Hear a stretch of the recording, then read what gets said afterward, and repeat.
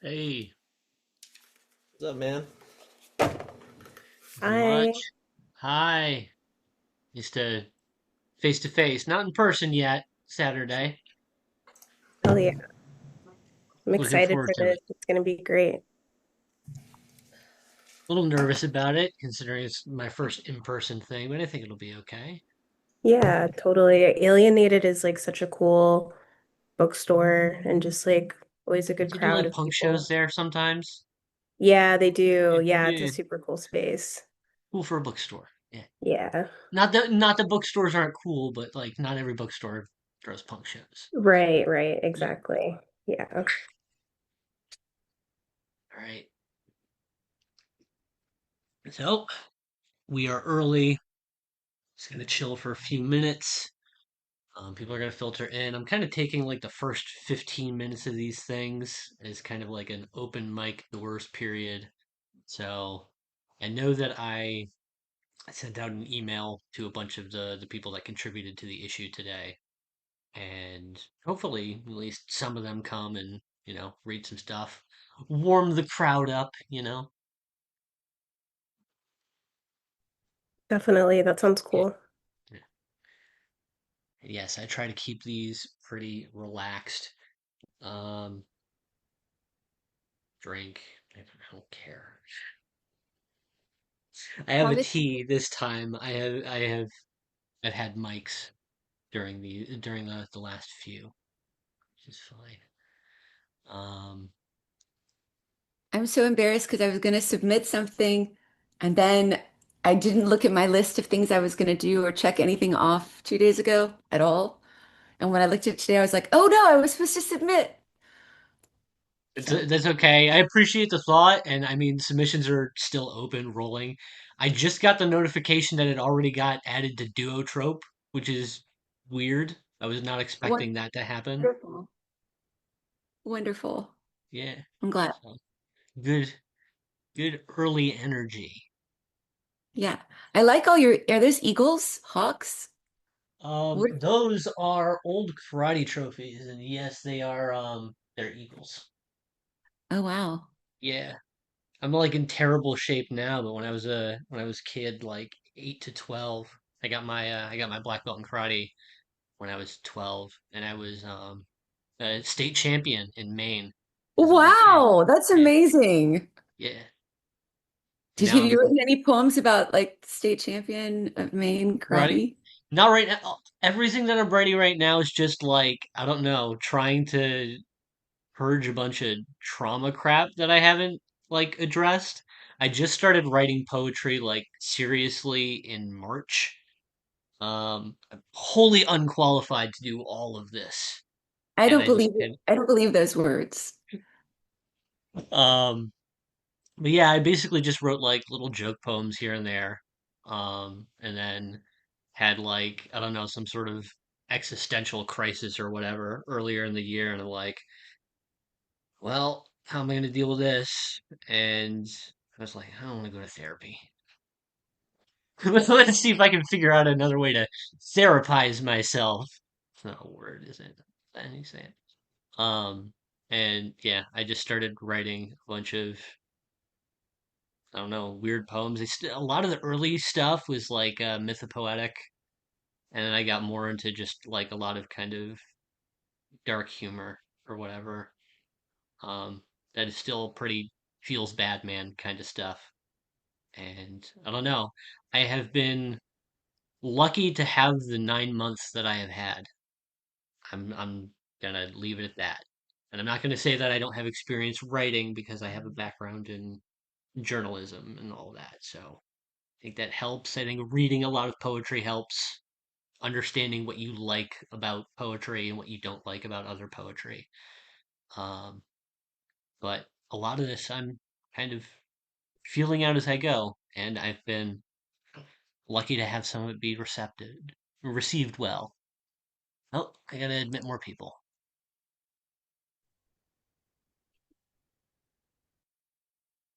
Yes. And I just try to keep these. We got people buzzing in.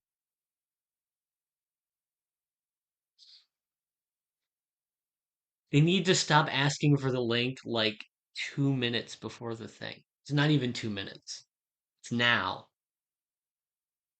but it's doors, so I'm not gonna give him too much crap. Copy. There are pros and cons to this method. I am I am less worried about trolls by doing the whole ask a poet kind of thing. Um, but it does mean doing everything moment by moment. More people coming in. Okay. See, David just told me that he can't make it, and he was one of the ones that said that he wanted to do open mic, and now we started. Um, who here? Would anybody here like to read something? Okay. You can say so in the chat, and I will unmute you. Or you can unmute yourself, because I actually don't think I have control over that, which is. Okay,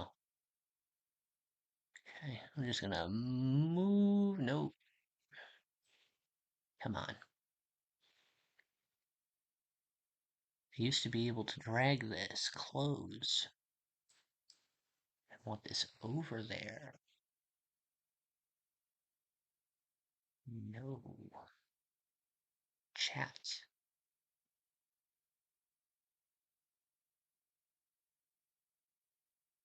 Man. Ian triple dog dares someone to read. Why don't you read, Ian? How about that? I triple dog dare you to read. I can't make you. I can't make anybody do anything. But I think if you're going to be triple dog daring people, you should step up to the plate.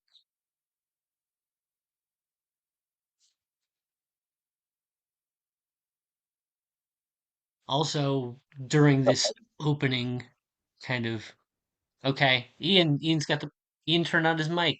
Are you gonna read Hello. Ian? Yeah. To save you floundering in the void of sort of non-responsive, probably uh, profiles like mine with no face even attached to them. All right, I'll just read a quick thing. I'm sorry if I've read this before and anyone's heard it. I have a thing about trying not to reread things. It's called "I threw rocks into a shiny sun to catch the occasional one in a memory. We gobbled words on the slightly less on-time train.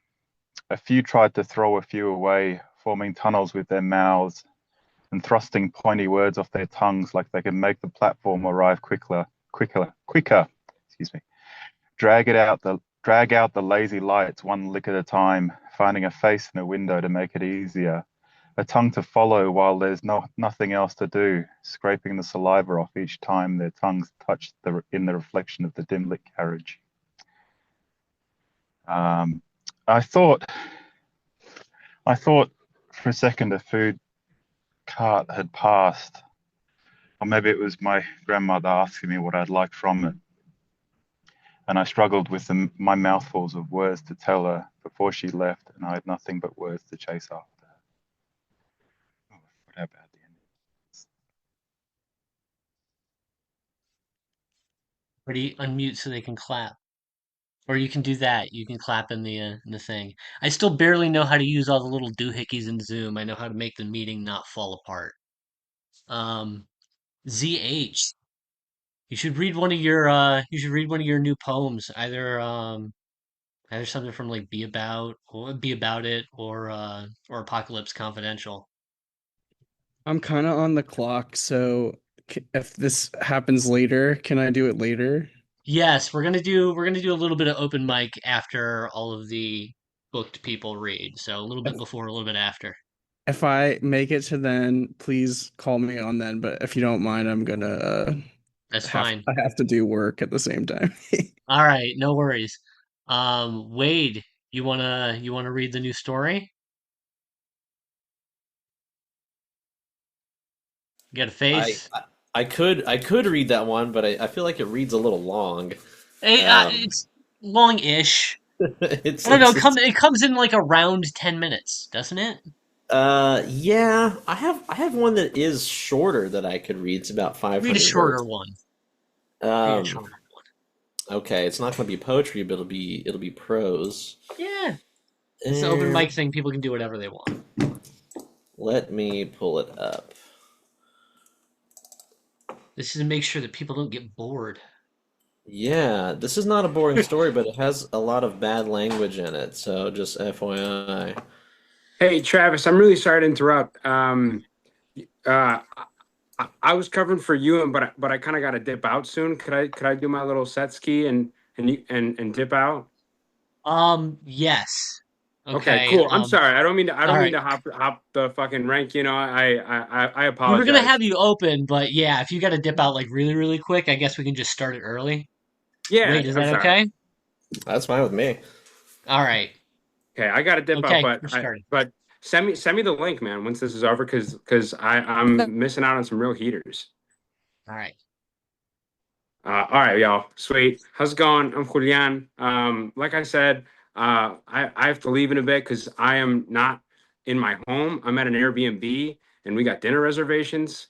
I'm in Iowa City and I was doing a reading a couple days ago and it's really fucking cold in my Airbnb. So, anyways, kind of a mess right now. But I was doing this reading and a friend of mine asked me to read this piece about Chicago and uh, he the piece is about how great Chicago is and how other places aren't that great. And I don't like reading at other places because I don't want to do that to people. But my friend was like, "No, read that fucking piece." So to any and all non-Chicagoans, I'm sorry, but non-Chicagoans seem to get a kick out of this piece. So this piece is called "My City Beats Your City Every Day." My city beats your city like a dick, and your city can't even come about it. Your city's a wad of gum stuck to a bar stool that my city peels off, thinks of chewing up, but doesn't because my city doesn't want your city in its system for that long. My city hears your city sing along at a bar and goes outside to rob your city's unlocked new car. My city steals the donut out the trunk because my city's fucking practical. My city will practically turn your city's car into a fistful of biscuits and gravy and feed your city's car to my city's dog, Gary. Gary's a city too, and all due respect to the city of Gary and its residents, but Gary thanks God for my city. Your city wishes it could be my city, to be breathing the same greasy smog as my city. My city got shit for cheap and jacks the price because it knows your city's too scared to say something. My city has like 8 sources of income. My city's taxes look fucking wild. One of my city's part-time jobs is magician at a children's hospital. My city performs your city as a trick. My city does the bit about the wad of gum and robbing your city's car. My city's kids eat that shit up. My city can eat, my city can house. My city's got more handguns than houses. That's why the folks in my city invented house music. Your city looks like it's about to lose it. My city breaks your city's ankles and scores a layup while your city trips into my city's lake. My city's lake is so great that Sade thought coast to coast meant LA to my city. Fucking A right. My city's got big titty committees, titty pitty committees, little titty committees, tough titty committees, stuffed up with stuffing till they tip titty committees, and your city's got titties, but no committees because your city lacks fucking commitment.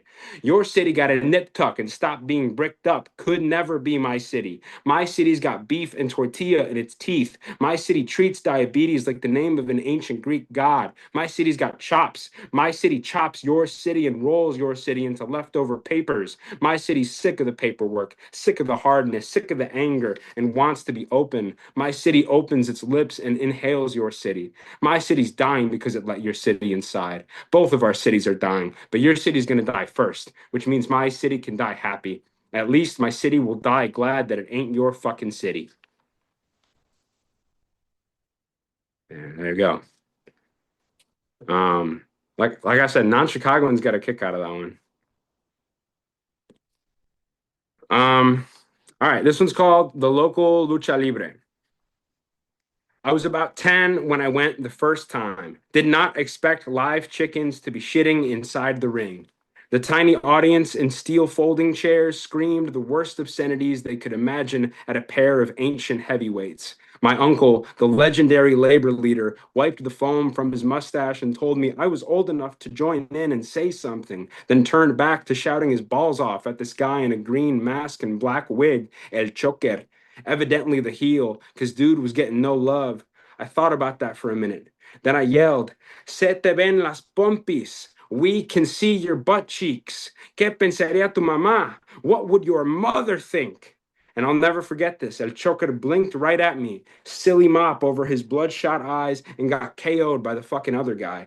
Ballistics. Everyone in the crowd must have thought it was their remark that threw him off, but isn't it a better story if it's mine? Thanks, y'all. This one's called Cartoons. The rental car the insurance company gave me after the accident was great. Wireless Bluetooth speakers, heated seats. What was different was that the car horn wasn't a one-note beep. It went, I'll sir, like foghorn leghorn.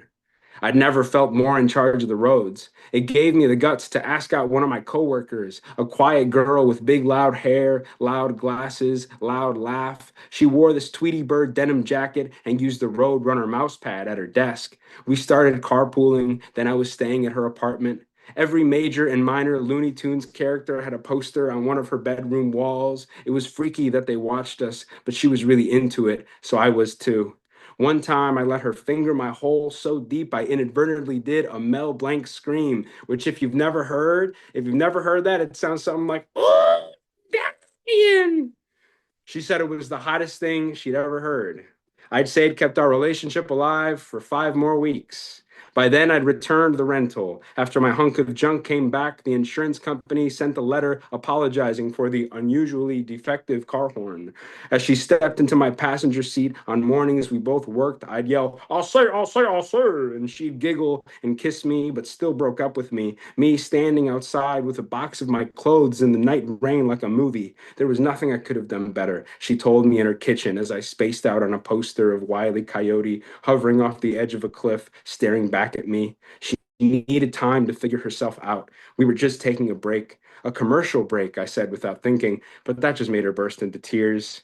I realized we'd never watched the cartoons together, only talked about them like gospel. I didn't even know Looney Tunes like that. I couldn't believe this was what was on my mind. I murmured about having never taken her seriously, and she said, no, that's what I like about you the most. And Wile E. Coyote looked at me like, dude, you fucking asshole. And Roadrunner had this big smile like, see you at work tomorrow. Wow. Cool, y'all. How am I doing on time?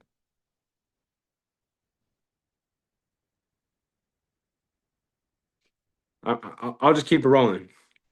Cool, thanks, man. This next piece is called Goat Balls. You get them served on a plate in Olean, Missouri. Tastes like chicken, though they don't go down as easy. Sack lunch, they call it on the flyer of the annual Testicle Festival. You're attending for the first time. They got food, drink, merchandise, free parking, a cornhole contest, a beard show-off contest, but most enticingly, a ball-eating contest. They don't call them that, of course. Cowboy caviar, Rocky Mountain oysters, tender groins. You retired your boxing gloves just last week for your mental health, but you can make it in Olean, you tell yourself. You hear your name on the speakers. You puke before the clock starts. You find yourself signing up at testicle festivals all around the South and Midwest. You lose and you lose and you lose and you lose and you lose, but you've never felt hungrier until you're sick with it, till you're in a hospital bed with vitamins in your arms, until you're released, but you're back eating nothing but frozen goat balls bought off the dark web. You stop showing up to work. You run out of money in 3 months, spent it all on balls and boxing club memberships you forgot to cancel. You forgot anything but protein. You're the Thanos of manhood. It's been an exact year when you park for free in Olean again. The Olean prom king. Last year's champ is back, shaking the mayor's hand. His queen is in the front row, gasping at you how everyone at the festival today has gasped at you. With trembling eyes, her hands clasped as she looks to the sky, maybe mouthing a prayer to the gods of her hometown, singing, Olene, Olene, Olene, Olene, I'm begging, but you spit greasy saliva at her before she's done, as if this had anything to do with her or her man or Olene fucking Missouri. This is about you. You never won a fight in your entire life.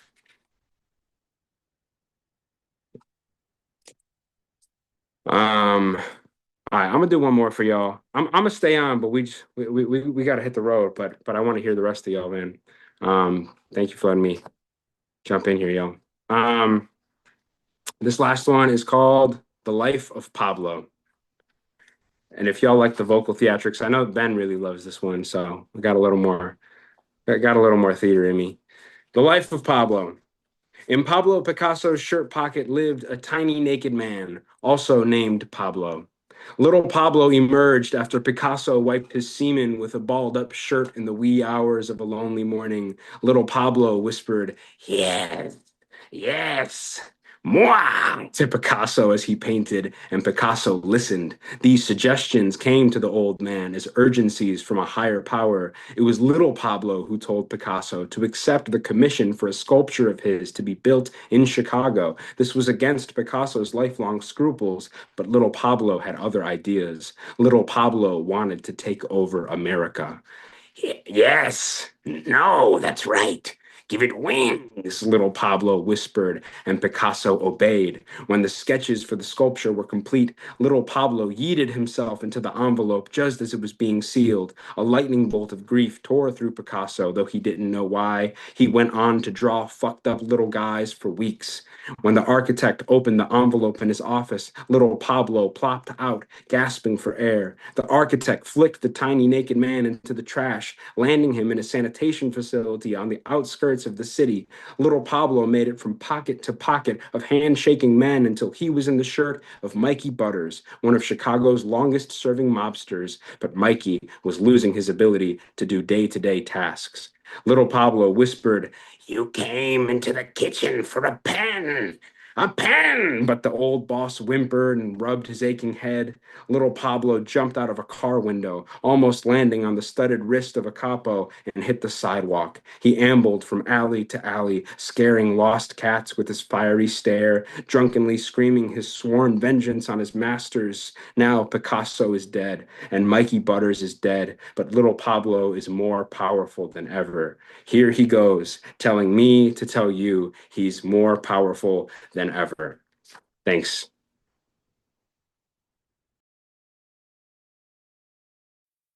Hell yeah, that ruled. Yeah, your stuff is like at times borderline rap, which is cool. Do you or are you just like very influenced by it?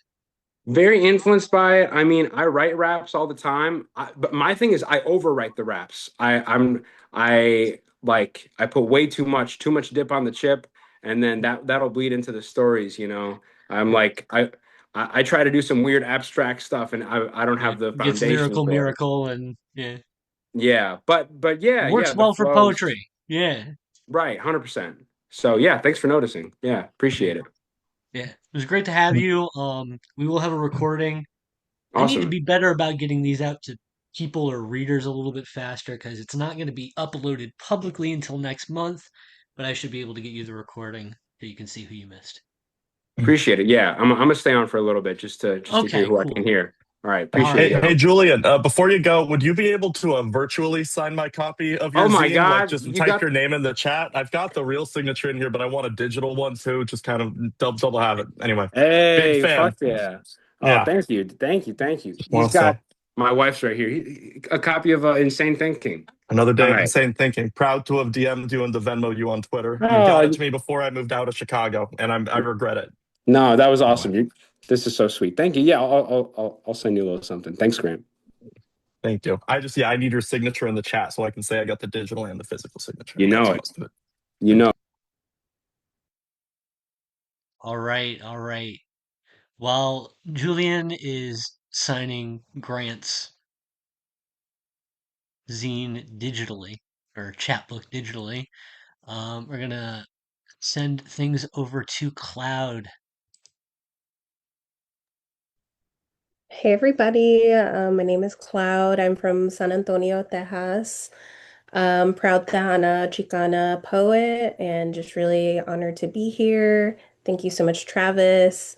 I love connecting with other Texan poets and just being able to share my work. So I'm going to read a few from my chapbook and my full-length collection that came out last October. So this is from my chapbook, What Remains, from Host Publications. And it's called My Heart is a Tourist Trap. I want to believe the chambers of my heart look like mi tierra. 1,000 rows of golden papel picado intertwined with a million tiny lights. Piñatas like full-bodied pentagrams. La Virgen atop an altar for los muertos. Photos of Weta women who look like my grandmother. Walls adorned with Pancho Villa y Flaco Jimenez. I've never been to Yayoi Kusama's Infinity Room, but I swear to God, mi tierra comes close. It's always Christmas here, like West Side houses with icicle lights under August heat. My ribcage house's waitresses adorned in red, white, and green, serving too many micheladas to men who never tip. And yes, the mariachis never cease to play. Lay your head on my chest and listen. Okay. And that's like hyper specific to San Antonio because Mi Tierra is like our most famous, like kind of touristy Mexican restaurant. It's kind of what you imagine in your head as like, the stereotypical, just like very bombastic um, place, and it's very gaudy and it speaks to me. So, okay. This is from The Past is a Jean Jacket, which was published from Host Public or Hub City Press from South Carolina last year. And this poem is Sometimes it strikes me and my body is on fire. The way I spend my days is the way I spend my life. Sometimes I can't get over it. My life has been going on this whole time. Not everything is the jukebox on South LBJ Drive. Not everything is the small patio at the one-bedroom apartment.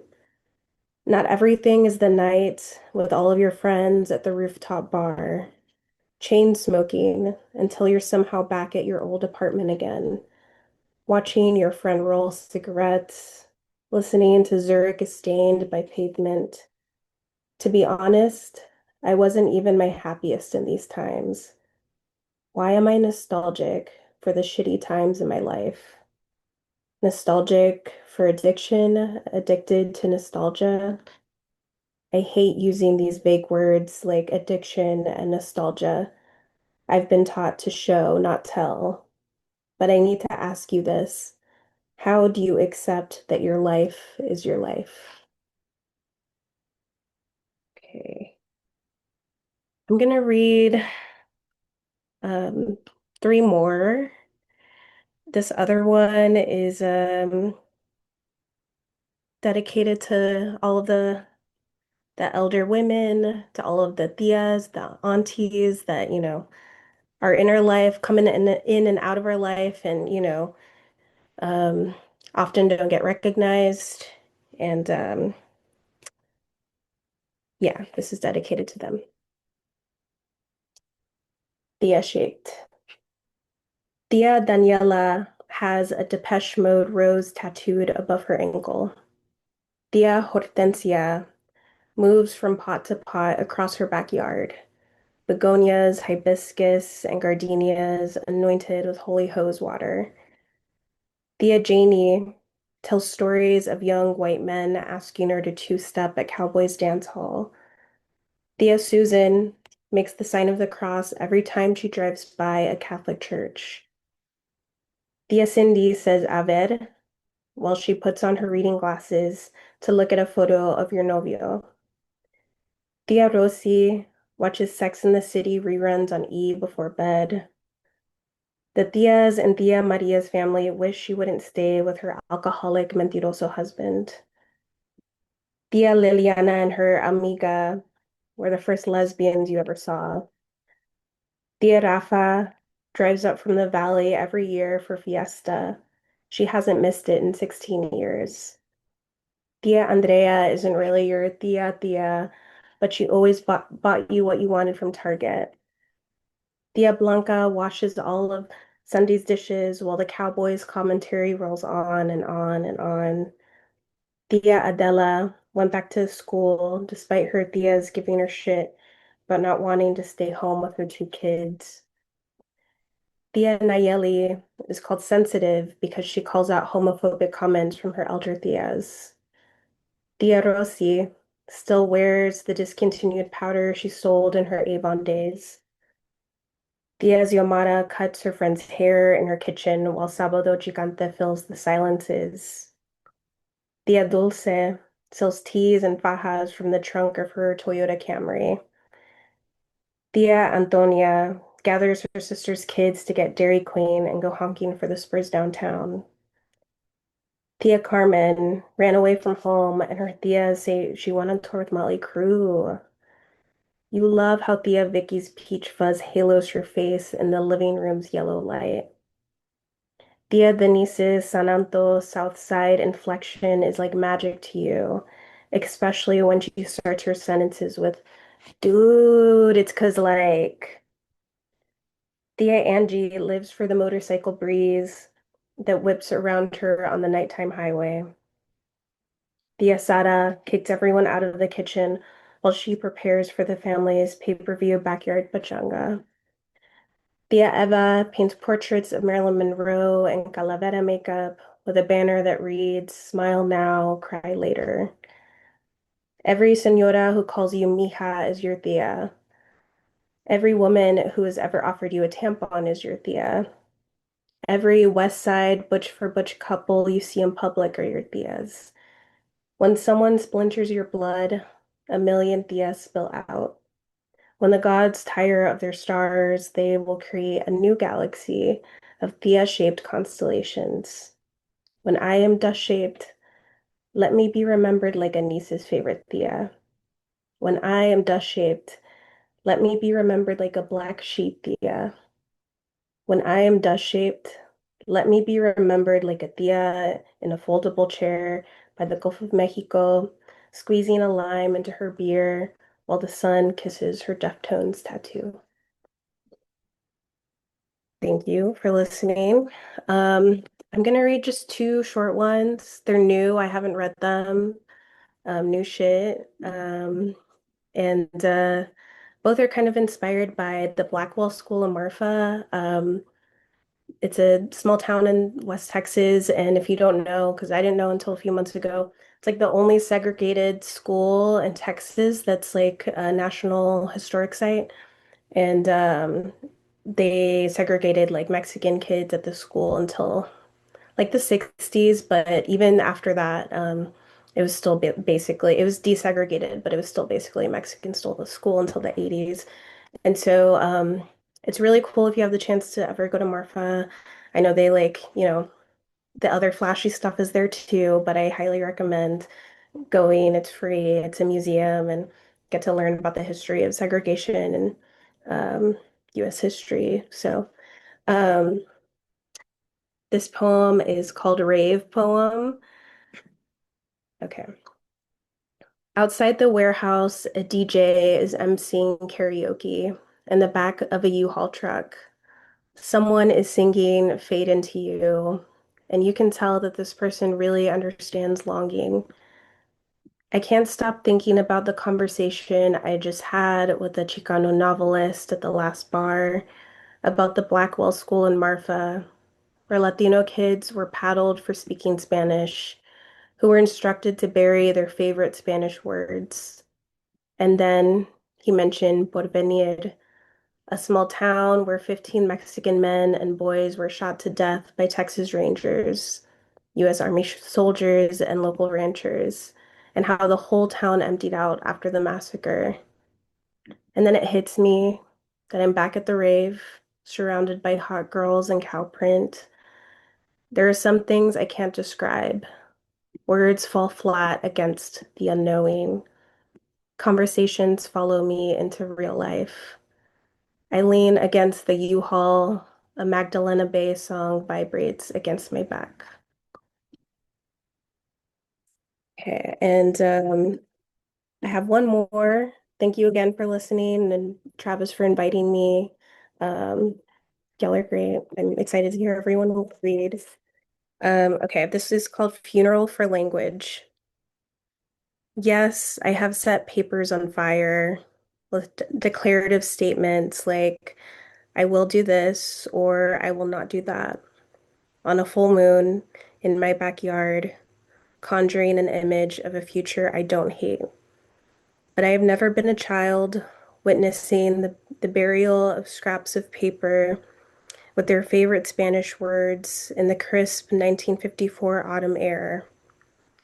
Wind rolls over segregated graves of Mexicans and Anglos and Marfa, just as it does at the Greenwood Cemetery in Waco. Black and white graves separated by a quarter-mile long fence, removed in 2016. In 2016, Dorothy Barrera tried to bury her husband in Normanna, Texas, when Jimmy Bradford, head of the cemetery board, told her to take her husband 15,000 miles down the country road. That's where they bury the Mexicans. What happens when our corpses are segregated?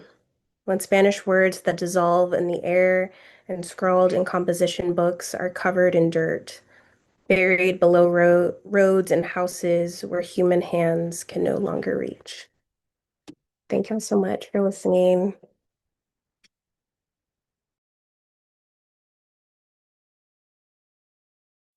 Thank you, Cloud. That was really, really nice. Again, so Julian just did his set and it was very, very high energy. And I don't know. I guess I appreciated just kind of the juxtaposition where you were, it was very kind of quietly melodic and just lovely and I don't know, let things unfold in a kind of more delicate way that you do.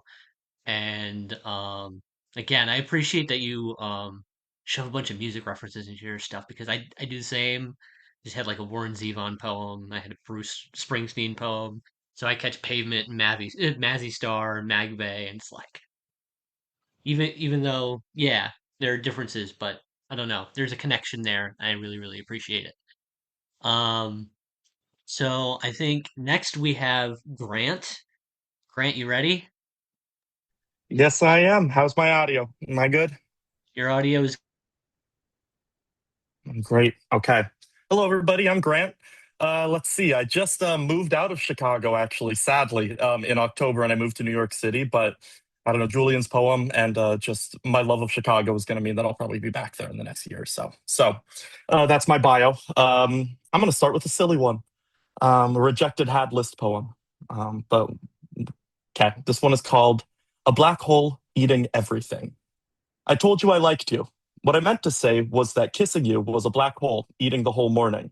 First, your frizzy hair on my shoulder, then the sand off Montrose Beach, then the teal lifeguard tower in the red sun, the blue dawn, my laundry quarters, your chapstick, the groans of sun-soaked brown line cars, Clark Street and Milwaukee Avenue, a nurse in cartoon scrubs, a barefoot congressman in a street mutt named Jacques, Steve Buscemi and his cousin's lover, their summer home in Winnetka, waves off the Baltic Sea and every breath in the Andes, all the fires on the Wasatch Front and every gun-strapped waist in Walmart, tibia fractures, clown cars, Mormon prayers in Latin, pioneer parades and bomb squad fun runs, Timberwolves and stopwatches and bloodstains foaming peroxide. I told you I liked you. What I meant to say was nothing comes back from a black hole. That's a little one. That's my first one. All right. Okay. Now we are going to go. So I cheat a little bit because I primarily write a lot of creative nonfiction. And so some of these are prose poems. You could call them micro CNF. It's all categories, right? It's pedantics, it's a semantics, right? Thank you, Francesca. Anyway, so I'm shrugging. This one is called A Near-Death Experience, and this was published in Major Seventh Mag. And one of these lines I actually took and I ended up writing a big 4,000-word essay about that's going to be in Burial Mag sometime soon. So very excited about that. So a little bit of a teaser. Not sure if that's a spoiler and a ZA channel is working, but just setting the stage here. So yes, a near-death experience. Hello, goodbye. Joseph Smith is the founder of the Mormon Church, by the way, for anyone unfamiliar. Joseph Smith said, "Heaven is a place you can touch." I looked at the sky last night and found Pleiades, a cluster that's only been shining in the sky for a few 100 million years. Some dinosaurs never saw it. I held an orange today and thought about jamming my thumb into it, tearing that shit open and sucking out all the juice. My dad used to bring cuties to my soccer games, then he'd lie on the grass in his big sunglasses and doze off. Tonight I thought about how a caveman might react to discovering an orange, spotting the bright speck on a gnarly tree in the distance, plucking one out, all his caveman buddies wondering if he's got a fire in his hands, how his eyes would go all buggy when he took that first twinkly, sugary bite. When my great-great-great-great-grandpa joined the Mormon Church, he said he saw a vision of a temple dripping with white flames surrounded by angels spinning. He said he felt the heat from the fire on his cheeks. Joseph Smith said heaven was a place you can touch before he got shot jumping out of a second-story jail cell, before he hit the grass with a big wet thud, before he ever saw Kolob, the holy star he named, the one that shines on heaven like our sun shines on oranges. I wonder if the caveman held the orange in his hand and thought that stars might be the same stuff. Last night, my brother and I drank a bottle of wine with a planet on the label. We strolled outside, looked for Kolob in the sky, just in case Joseph was right way back when, just in case the light from heaven has made its way back to us by now. Anyway, that's that one. Okay, thank you. All right, and then this next one, this is a short one. This one is called X-Text. Gonna be pretty self-explanatory. Hey, did that lady ever text an update about that bony dying cat we found? The one we wrapped in the quilt my mom made for you?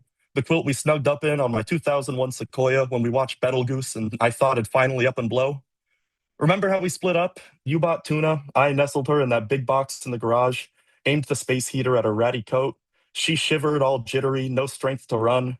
Remember how we sat there till morning, 6 days before our 3 years were up? How we saw our clock was running out, but we spent our final weary goodwill on that matted frozen cat's ninth life?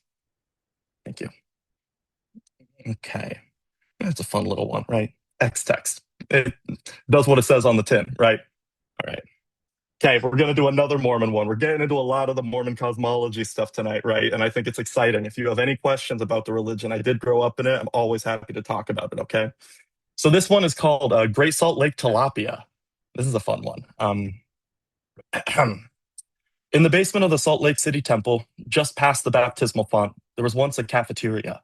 I still remember the place. Dim fluorescent lights, black scuffed gray tile, tables made of particle board. I remember its diner kitsch, the silver condiment stands overflowing with shimmery ketchup packets and napkins and mayo.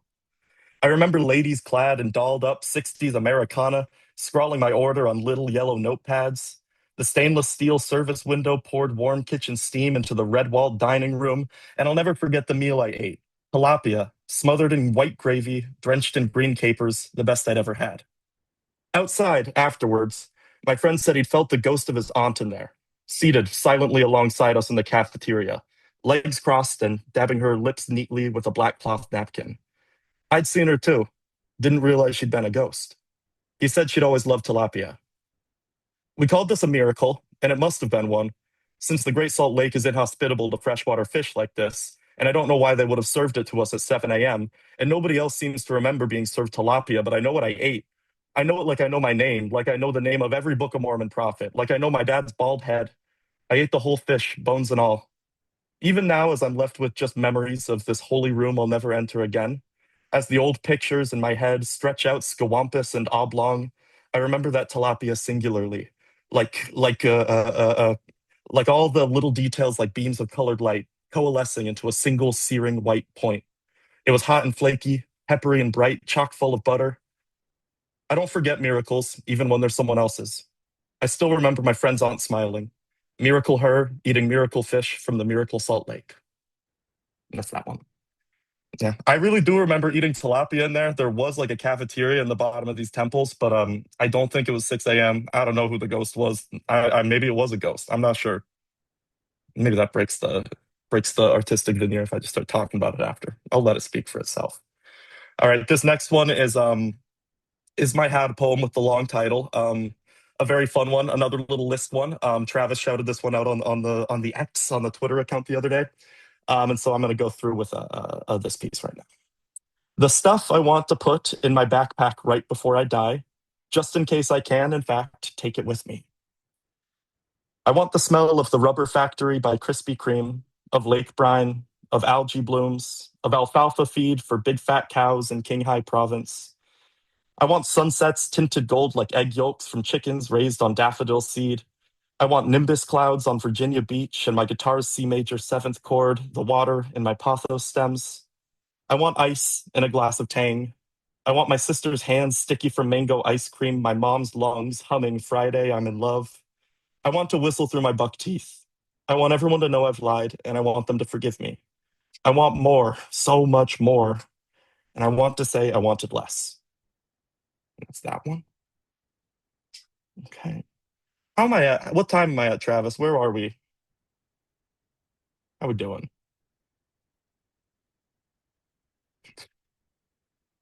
You're muted, but uh, mm, all right.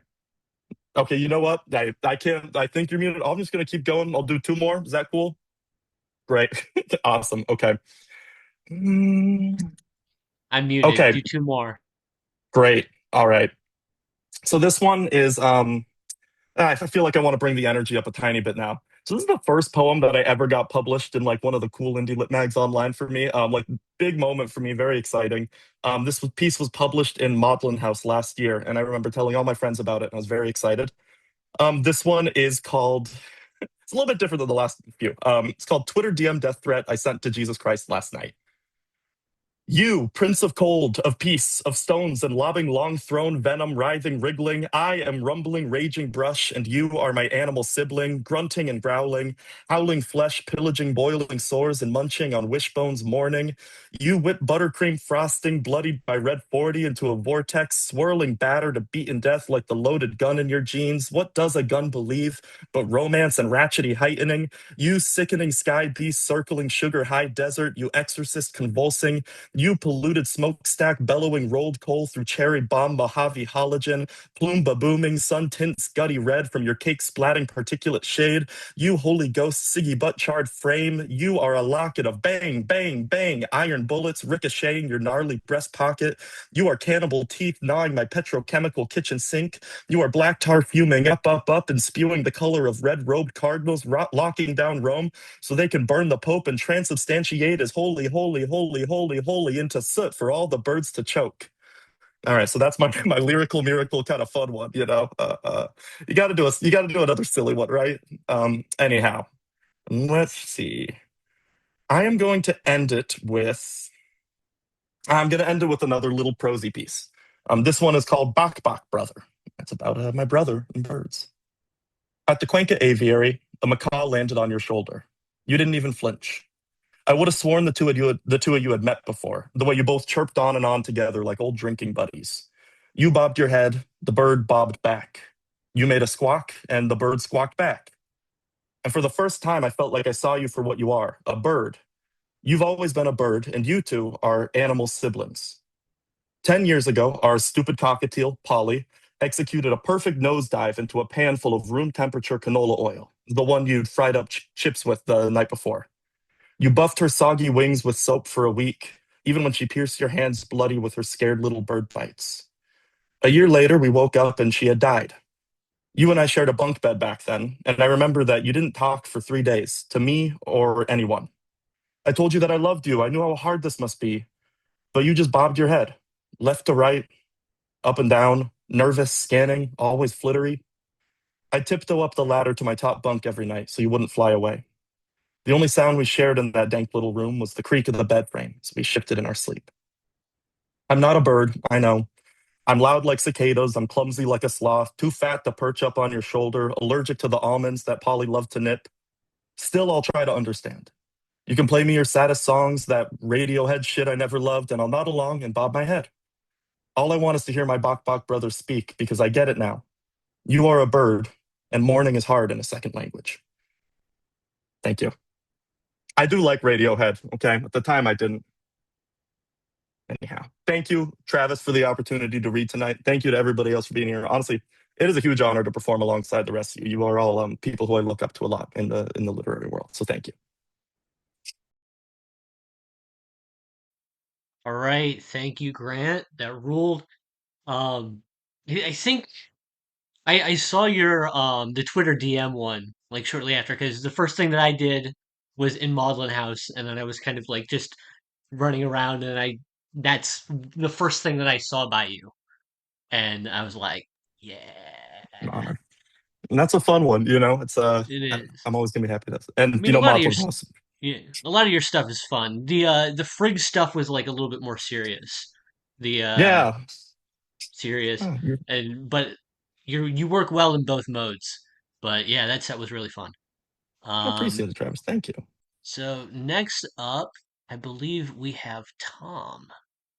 Let's see if we can find Tom because it's in the alphabetical list, but not quite. I think you can just there. He's unmuted. I will mute myself Heyo. now. I'm here with Asparagus, who will probably be here for like 2 more seconds until he wiggles free. Thank you so much, Travis, for inviting me to this, and thank you so much to everybody who's reading. It is a real honor, just to plus one what Grant said at the end there. It's a real honor to be here and to read with you all. I'm a start timer, so I don't forget to do that. And I usually try to start readings with a poem by somebody else. And so I'm going to read a poem to start that I posted a couple weeks ago, I think. It's by my friend Joe Yanni, and it doesn't have a title, but I'm just going to read it. Wish the clock broke. Wish I weren't so mean with the poems. Wish this list an end. I know life can be revoked. Wish the joke would laugh too. That again was Joe Yanni. Hey, everybody in the chat. Good to see you. And thank you for being here and for your kind words. I'm going to read to start the poem that is in Dodo Eraser, which is a very exciting thing to have. I'm so excited to spend more time with the issue and read everybody else's awesome stuff. Travis was talking about music references in poems, and I'm no exception to that rule of wanting to throw in as much music as humanly possible into poetry. So this is a poem called Black Metal. The first time I tried to quit drinking, I bought what must have been a pallet of seltzer. It became an obsession, trying to do nothing to my body, nothing bad anyway. Although eventually I ended up switching over to the ginger flavored ones from Wegmans, which I'm sure have more bad chemicals. Listening to the early Dark Throne albums from around when I was born, the internet firmly ascendant, but no one yet predicting the slop takeover of human communication, I entertained the fantasy of starting a one-man DSBM project, me of no musical ability whatsoever, unable to shriek even. I just tried, and Quesadilla is hiding still. She figured out how to tuck herself behind the arm of the couch, that dollop of white fur on her back peeking insistently out. We've never had a cat breathe as fast as she does, but the vet says it's okay. Thing is, the vet could tell me whatever, and I'd immediately believe it. Buy the gabapentin, subjecting myself to claw-based violence in its administration. Sometimes the thing that is healing you also makes you want to tear away, draw blood, scream. I have this dream where I'm singing a song I don't know all the words to, and the crowd is paying attention to something else, something far away that I can't see until I leave the stage. And when I do, suddenly the audience starts getting really mad, and usually there it ends. Several months ago, I began experiencing what I imagine you'd call night terrors, where after a particular hour late in the evening, suddenly every sound would make me jump. Figures would appear, lingering in my peripheral vision, windows or door frames. I haven't experienced anything like this since I was a kid, and it's so goofy because I don't really live near anybody, barring a few distant neighbors. There's no real basis for this fear at all in my manifest life, though seeking analysis is always an option. Drinking from the fire hose of neurosis, or failing that, drinking again. I'm out of ginger seltzers anew, and Wegmans, their salmon belly shining atop crush ice, is so far away. Not today, but soon, I'm hoping. I saw the spitting image of Joy in Charlestown. It looked just like her, but she wasn't with her son, so I couldn't be sure. I was coming from the pharmacy to get Pumpernickel's prescription, which they took but can't fill until tomorrow. The pharmacist had left early, which I had done also from work to get there before they closed, so I briefly imagined this great chain of dipping out going all the way back to the Tiantai Mountains. A dead fox on the road right next to the black marks from that car fire, burnt orange streak haunting the shoulder. A kid died in the wreckage, and her twin lived. The boundlessness of impossibility we live with every day, do the work of living in. Hanging lights and white ribbon on trees, a blaze in the northern sky playing in my fallen AirPod as the river runs behind the makeshift memorial, already a little askew. Thank you very much. I'm going to read a couple from a book called Mountebank that's coming out in March from Broken Sleep Books, edited by the delightful Aaron Kent, who I'm very, very grateful to. I'm going to start with a shorter one. This is called Poem in the Dark. The question isn't how history will see you, but when. An ice cube thrown into a lake of blood. If I beat back my human need, I will receive a reward, a styrofoam ball with teeth marks in the shape of equators, lesser meridians, the free CD in the back of the book. My dead face looks just like my alive face, give or take a few markings, the cast of sun on a die. I'm not trying to lie to you. It's more at or through.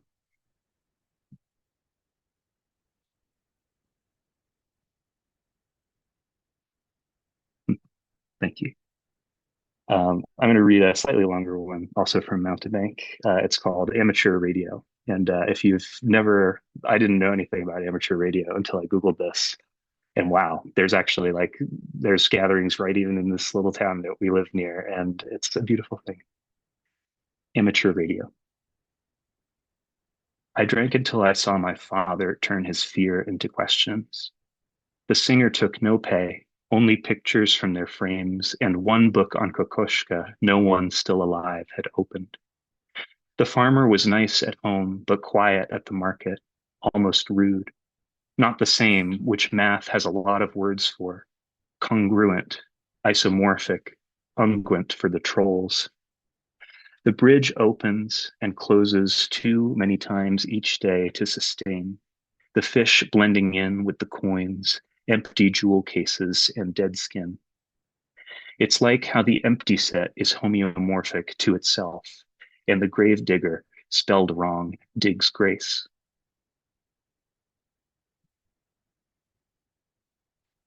All right. Looking at time and feeling okay about life, the universe, and everything.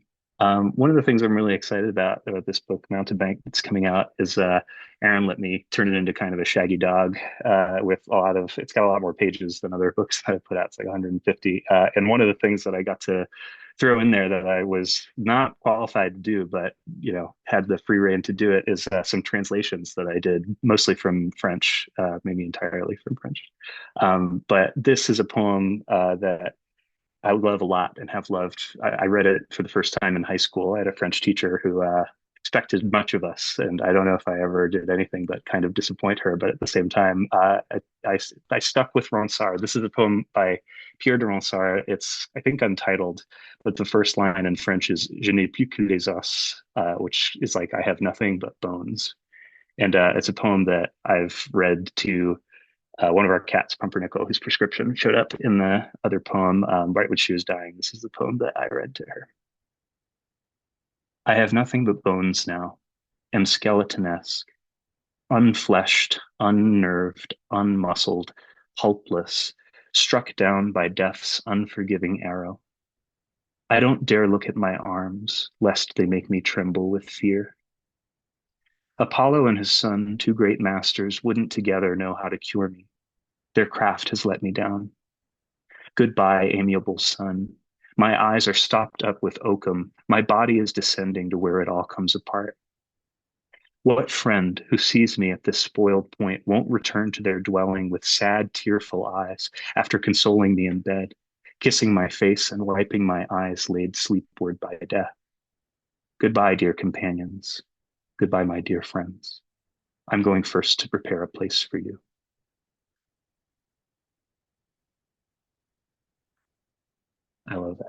poem a lot. And God knows, translation. Oh boy, not really my strongest suit on planet Earth. So Mount to Bank is coming out in March. I'm really excited about it, but I want to close with a couple of newer poems that are in a manuscript that's called A Few Small Muscles, and it's a book I'm really happy about. It's coming together, doing its thing.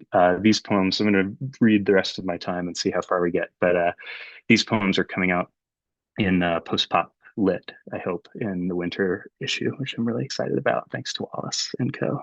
The first poem of the book, or like the main part of the book anyway, is untitled. Do you need anything else from beauty? I asked. There were so many mothers with their daughters in the TJ Maxx, or girls with their friends, a toddler trying so hard to see over the counter, crying when he couldn't. This next one is called Isthmus Free. And I don't know if I'm saying the word isthmus correctly or not. It's a term from graph theory when a graph doesn't have any isthmuses in it, like islands. And it's again for my wife, Christy. A quartz microphone in the handset doing its part to carry your voice to me. When the quartz accepts a current, it bends just a little. Not enough to be a high quality microphone today, but for its time, it was just perfect. Subject to flexions, no additional transducer required. I thought I'd go out get some sun, but all I did was think of you looking at the water. If we ever have a daughter, I hope she's exactly like you, a shy singer, terrified of praying mantises and not a single other thing.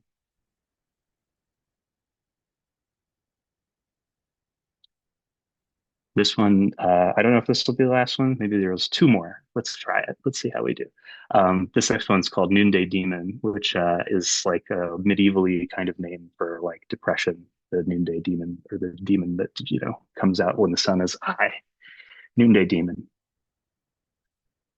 In the last act, when Balthazar refuses water, when the last mountain pygmy possum dies because there isn't enough snow to hibernate in, when Schubert's Piano Sonata number 20 ends in retrograde, a whole planet but not his last composition for piano, when fire ebbs until you open the furnace door, when more people live in water-distressed zones than not, when that's forecasted to be next year, when fear makes you go back to your phone instead of looking into the wet eye of how did we get here, when your own small part in all this feels unclear, but obviously also imminent, when regret stains your face like nicotine or tar, when you know who you are today depends on a web of circumstances drying out more and more, with fewer points of mooring than a grounded boat scratched irredeemably by the rock.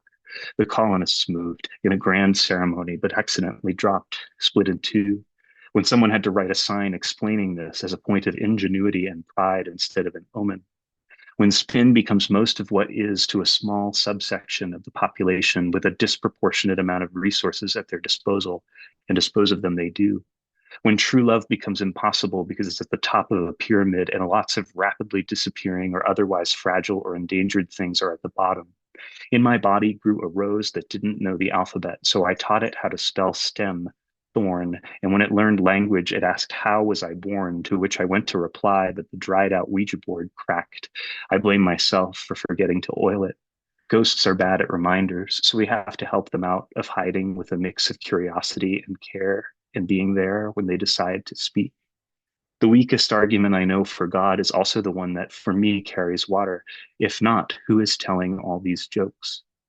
The hardest I have ever cried at a movie was easily Dancer in the Dark, though I'm a sucker for all kinds of shit like that. A Little Life, Damien Ark's Fucked Up, how high the river gets after heavy rains to the south, how many frogs die trying to cross back to the water. Some medieval accounts of depression and its cures included tears as a weapon, a way to acknowledge one's need for a savior. In second grade, I cried in the bathroom because something was broken I couldn't fix, didn't even want to try. My first memory of a cognitive emotion. A kid playing in the field near the tackle dummies, his mom throwing a tiny frisbee in the shade of the school building. If any of the cats die soon, I think I'll lose my ability to speak, at least for a few hours. No sound until their body is buried. How to do that safely, I've yet to learn. Cross that covered wooden bridge when it's bone dry. St. Francis, St. Gertrude, St. Roch, intercede for us. Or not really for us, but really for us. Damien Ark, yeah. Shout out to Fucked Up. That's really, what a book. Holy Moses. I'm going to read one more and call it on this. This has been really lovely. Thank you all so much. And this last poem is called Lay Down Misere, which is a kind of bet you can place in some kind of card game. Lay down misere. You are not the god who brings the river to life with a breath. You are not death 6 inches high. You are not the fly crushed by an anvil the roadrunner dodged. You are not the god who takes the measure of anyone. You are not the sun, though once you took drugs and got ideas. You are not your fears, not yet. You are not a bet that will be credited if I lose. You are not the blues misused on a shiny white guitar. You're not a star. You have no grip on the platform of night. You're not right for the part, but you're here. Thank you.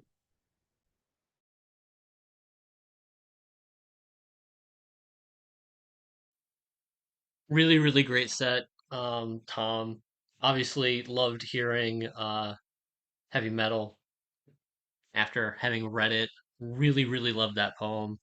Um, so I was introduced to your stuff as the small poems guy, and then you come to me with that stuff, and it's not like I hadn't seen like longer stuff from you at all, but to have heavy metal come in and be like kind of completely reshape everything, and then to have you hear it, um, again, I'm still relatively new to all of this space, so hearing the different ways in which people read. You get Julian with that kind of like rap energy to it, Cloud with her very kind of delicate poise, and again, because I interface with you first as kind of like, I don't know, like a quippy micro poems guy. I hear you speak and there's like so much emotion and how you're reading these poems about your wife and your cat and all of these things, and I'm getting reframed from this, and this is, I think, the point of doing these readings, because as good of a writer as anybody can be, something will still kind of be lost on the page, and then it can come to life here, and then you can find it back on the page. And I think I already enjoyed you before, and I think I'm going to enjoy a lot of your work even more now. So that was really great. Um, and Stephanie is here. So I'm going to invite Stephanie in, and then we are going to have Francesca read. Francesca, you about ready?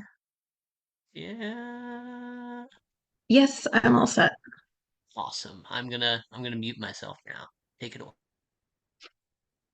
Okay.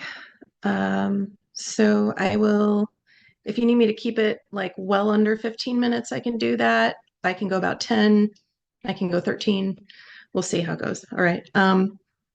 First, I'm going to read a piece that was published in Wigleaf in May of 2022. I've never read this aloud, and I thought it would be a fun one because it has Turkish in it. So bear with me. This is called 8 Essential Turkish Phrases for a Doomed Relationship. 1. Böyle bir şey nasıl yaparsın? How could you do such a thing? She adores me at first, although her son married me without permission on infidel soil. I've learned her language in just 6 months, which shows intelligence, commitment, and respect. Also, I make her laugh. It doesn't hurt that I'm blonde and blue-eyed either. She's already picturing her Nordic-inflected grandchildren. I address her as anneciğim, mother dear, as good Turkish daughters-in-law do. It would be offensive to use her first name. 2. Tencere dibin kara, seninki benden kara değil mi? Isn't that like the pot calling the kettle black? The trouble starts with an accidental insult. I didn't mean to wound her in front of her friends. My Turkish is a clumsy implement disguised by the shine of good pronunciation. I only meant to tease. Instead, I've bludgeoned her. She laughs with the others, but I sense the invisible internal damage, the creeping bleed. Later, I realize the trouble would have started regardless, from something else, some unintended oversight, some self-preserving disobedience. 3. Başı şatın dişine bakılmaz derler. They say not to look a gift horse in the mouth. The first grandchild arrives. Her joy is boundless. She abandons her home, her life, and moves into mine. I make room. Who am I to refuse such selfless generosity? Never mind her husband, the captain. He's off at sea, always at sea. She raised their children without help through the embargo years, enduring bread and coffee lines, life-threatening fevers and broken bones, and 1,000 other woes that preclude me from saying no to her. Also, there's my guilt at leaving my children all week to go to work. If not with me, shouldn't they be with someone else who loves them? 4. Kişisel sınırlar derken neyi kastediyorsun? What do you mean by personal boundaries? Sometime after this, she stops asking my opinion. I put my 3-year-old daughter in a pink dress. She changes it for blue overalls. I spend hours picking the perfect duvet set for the bedroom. She declares it unsightly, replaces it with something she bought at the thrift store. I hang a picture in the living room, carefully with a thick nail. She rehangs it in the hallway with a thumbtack that bows ominously under its weight. She did such things before, too, but at least with advanced negotiation, sometimes letting me prevail. For example, if I'd told her 1 year ago that overalls could be hard for a toddler to manage in the bathroom, she might have listened. 5. Bazı insanlar kefaretin hemen üstesindedir. Some people are simply beyond redemption. Even with all the work she does, both vital and useless, she finds time to peck as sharply at my small sins as at my large ones. My botched scrubbing of a pot demands the same attention as my unwillingness to convert to Islam. If I overlook a few crumbs on the countertop, I'm lazy. Same thing if I suffer any dust beneath the dust ruffle, or fail to have tea ready before she gets up on the weekend, when I'm home for a change, and expected to atone for all the time I've spent away, taking it, presumably, easy at my, undoubtedly, cushy desk job. 6. Bu seni ilgilendirmez. That's really none of your business. Then there are the constant questions. Questions that usually aren't questions at all, but disparagements, upturned and pointed like fishhooks. Did your mother never teach you how to clean floors? What kind of woman doesn't know how to make soup? In return, I ask, how can I clean floors if you throw my mop away? What good is soup if it's full of 3-day-old rice and chicken bones? My Turkish and her English are fluent enough only to torture each other slowly, years passing, each new misunderstanding reopening and repoisoning an old injury. Neither of us can construct the delicately calibrated phrases that could achieve clear victory or bring the healing flood of understanding. 7. Kimsenin bu kadar inatçı olabileceğini bilmiyordum. I never knew anyone could be this stubborn. It's her 5th Ramadan here when we have our first and last real fight, out in the open instead of under the surface. I'm terribly afraid God will punish you for your faithlessness, she says, hunger raw from fasting.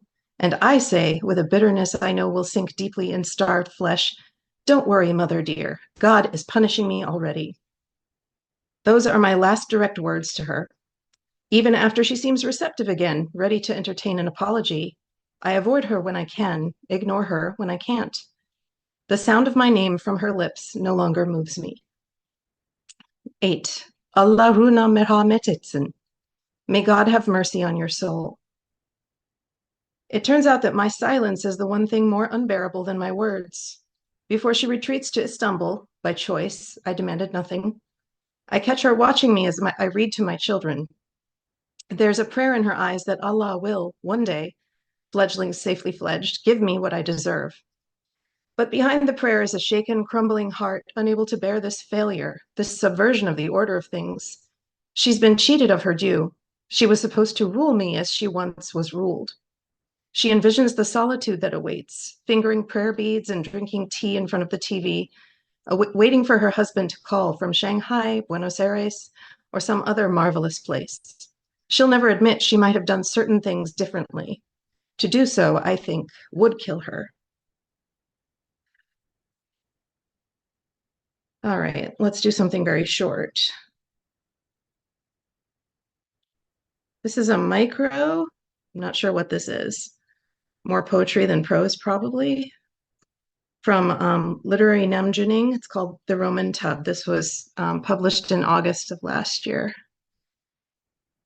The Roman Tub. Outside the museum's cool walls, the midday pavement broils. Lanyard-swinging workers eddy near food trucks for burritos and sandwiches. My forgotten lunch bag rides the route to and from the commuter lot. My husband leaves messages I'll delete unplayed when I return, empty-stomached, to my desk. What's this $10 admission charge on the MasterCard? Why aren't you answering? Where the hell are you? But for the next 20 minutes, I get to stand in marble quietude, gazing at the purple-red mass of a 2,000-year-old porphyry bathtub, imagining how good it would feel to strip down and steep for hours in volcanically hot water, to have a life in which happiness, however small the price, wouldn't always be too expensive. Okay, here's a little prose poem from my chapbook, which came out for Bottle Cap in April of 2024. It's called Like Wine or Like Pain. And the piece is Komorebi. The title of this, which I came up with before the movie came out, Perfect Days. This was originally the original title of Perfect Days was Komorebi, but I guess they changed it because the term wasn't well enough understood in this market. But it means like light through the leaves.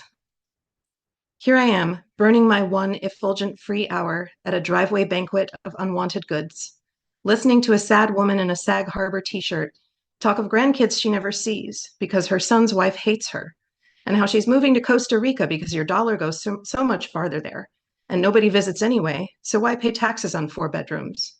Even as I study through sunglass scrim the interplay of komorebi with the varicose veins on her blue-white calves, perhaps trying to parse why I stopped by her sign when I already knew she had nothing I desired, or why I ask how much for the microwave, which she says is 20 because it's brand new, never used, didn't fit her kitchen, or why I hand her the only $2 I've got in cash for a box of yellowed blank greeting cards with roses and kittens, and tell her, in parting, my real name. Through all this, aware of the longing, like light through the leaves, to snuff your buttermilk neck and nip the sweet chanterelles of your earlobes, but aware, too, of the rapture, the cooling shadow, of existing in this moment and nowhere else, knowing I'd better love what I'm doing, whatever that is, because it may be the last thing I ever do. I can, if you are okay with it, I can read an unpublished piece that I'm shopping around right now. It's up to you. Yeah, okay, this is a poem. It's a long one, pretty long. Let's see.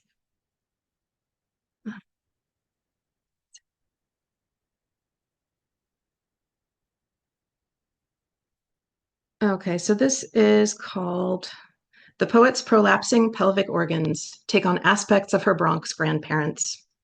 It's supposed to be funny, you can laugh. My intestine is leaving my body. Has been for a while, only I failed to notice. Or it fooled me, the way my grandfather, who loathed parties, used to back out slowly so they think you're coming in. My vagina, too, is thinking of leaving me, like my grandmother left first her marriage, then her own mind. Has her pink satin purse all packed, an ash-smudged beauty who's had enough of life, enough of herself, ready for one last cab ride off the edge of the Tappan Zee. They're not wrong to desert me. I wasn't gentle with them. 20 years of binge and purge strain, running on concrete, 3 heavy babies, 3 vaginal births, weight loss, weight gain. I was arrogant, you see, believing I could manifest my preferred genes and leave the undesirables on the table. I wanted my grandmother's perpetually ungrayed hair, the proud, dark strands that will go down in the coffin. I also thought to claim her Bible-defying ease in childbirth. Knew she'd want me, her sole direct descendant, to have this, along with her diamond stud earrings and her Mae West wit.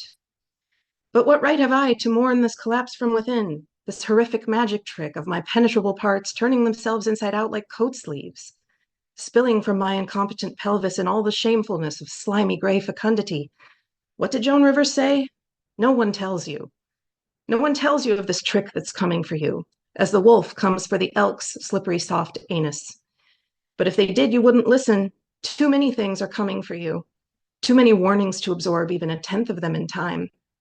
And no one falls apart quite the same. Some die with hearts exploded, bowels and twat intact. Some embalmed bodies are in some ways in better shape than yours, and you must let it be so. My grandmother's body holds firm, though her mind has darted off into the dark woods like a deer. This last, the mind's flight from living flesh, may prove my most potent inherited trait. But I certainly got my grandmother's lust for briefly brightening the hollows of dark-minded men. I too married wrong. I too vainly stuffed marital holes with fat, sweet baby bodies. I too found myself biting, and yes, I, in my 40s, escaped by means analogous to slamming a house key on the counter and saying, "Baby, I hope you win the lottery. I hope you marry Miss America. And from this day forth, I want nothing more to do with you." Who's to know if the cages we built and then broke from around ourselves were not a necessary chrysalis? I keep telling myself this same story twice, 3 times, which sort of fits. The way my intestines loop around and over inside me, the way my vagina hangs behind shit-filled coils, the serpent of my heritage, sustaining fruit of the poisonous tree. But if I ask them both now nicely, if I repent of my mistreatment, perhaps my vagina will tell the cabbie to pull over, at least idle by the railing a while. Perhaps my intestine, seeing as there's nowhere to go from here but the grave, will sigh, doff his gray felt hat and say, "Well, what's for dinner?" That's all I got. Thank you.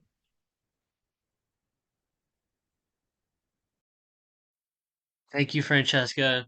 Again, that one was kind of like a weird mix for me. I feel like what you were doing with those is kind of what I try to do is like, hey, this is painful, but I'm gonna make you feel uncomfortable for laughing at it. I love that. Or it's, I don't know, it's like, here's me spilling my guts, and I'm gonna throw a joke in, and you're gonna laugh, and then you're gonna be like, why the fuck did I laugh at that? And I don't know. That's like my register, so I really appreciated those. Mission Uh, accomplished. yeah. Thank you so much. Yeah. Okay, we've got Ben up next. Hello, hello. This has been wonderful listening to everyone. Really great. Yeah, thanks for hosting this great reading, Travis. And yeah, big congrats to launching Dodo Eraser today. This is the inaugural issue. Super proud to be part of it. I'm going to read a bunch of tiny poems. I know Tom is the king of the tiny poems. I'm going to try to keep up. And I'll start with the one of the 2 poems in the new issue of Dodo. This one's called Hungover Pilot. America's floor is full of checks stapled to ancient boards. To tear is to wake the praying bear. To walk away with nothing might also get you killed. And that's actually like the middle size of the ones I'll be reading. This one's even smaller. This one's called We Live or We Live. I'm not quite sure. LitHub released an article of their 314 books to read in 2026, and I've been going through the pages and writing poems using only the titles of the books coming out. So this is the first one. I'll read another one a little bit. In the age of the caged serpent, we live in the middle of the school, watching over winter, murdering like lambs. And this next one is even shorter, called Reality TV. It was published in HAD, I think last year. Reality TV. Please stand up for Tundra time, the announcer cried. The crowd was terrified, holding their own individual cubes. And I think that's my favorite poem I've written, and I have no idea what it means. This next one is called My King Speaks to Me in Threes. My poet friend Stuart Ross, who's a great Canadian poet, he wrote this poem called Interrogative that was published over at Relegation Books, their R&R series. And every line is a question. And I wrote a response to every one of his questions, and this is the poem that I came up with. My king speaks to me in threes. A noodle can be one or many bites. Someone threw it up there one Monday morning. I think his name was Zane. Last evening, as you were transcribing your dreams, the day job got me looking like this. A grand of tin cans, full, not empty. At the bottom of the sea, the swamp is both of these things. In the neatest field with the beetled view, no, not at this very moment. Why don't you ask the captor? I was never very good at math. Stop smiling like that, and instead smile like this. Drink it quickly, here, of course. A tuxedo can be worn for any occasion. And this one is called The Funeral. It was published over at the Bulb Region, another brand new journal that started up yesterday. So yeah, this one's called The Funeral. This poet, Anne Marie Toursa, wrote a poem called The Wedding, and I was trying to inverse that poem with The Funeral. And then it just got very weird. The Funeral. The butchers in old gloves are weeping carved wolves. Their fur appears frozen, golden hairs tearing through the dawn, blood so motionless in the sunlight it is tiny enough to want to skip town, hide forever. They find a pile of animals within the skin, a python, a poodle, a kid or two. They are all alive, and it is a miracle to be alive. Yet the butchers still weep, seizing up, sunburned, worried like moons. The wine they have spent all night drinking is nearing its end. They cannot keep steady their hands.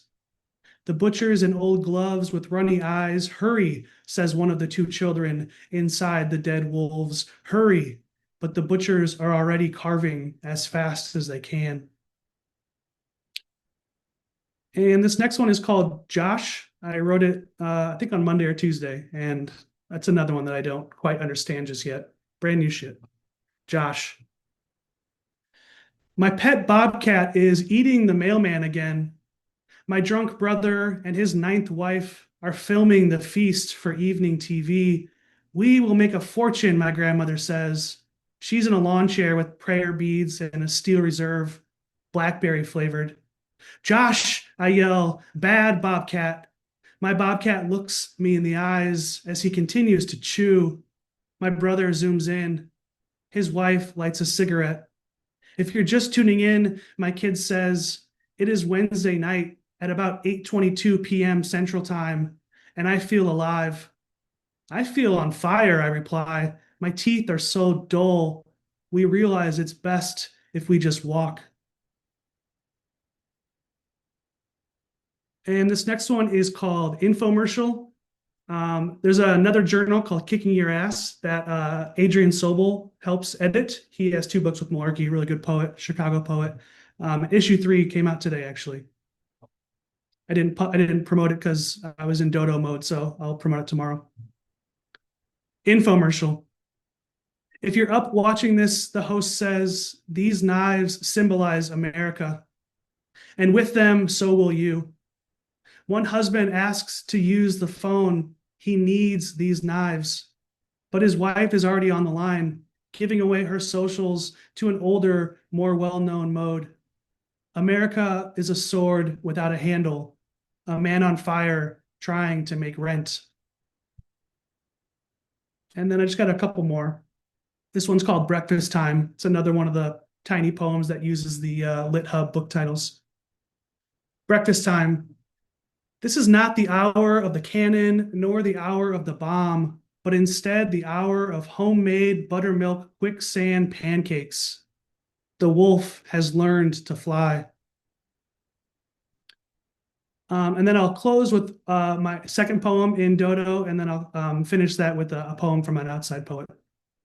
This one's called Pressure. Very short, as expected. Pressure. Pressure benefits from more pressure. I don't know where I read that. The weatherman is wearing nothing but rain. We should help.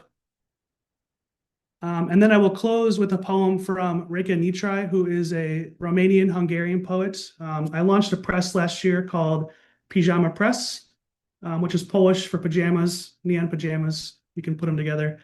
The book comes out this May, so I'm going to read a poem from that book that she's releasing with Pajama Press.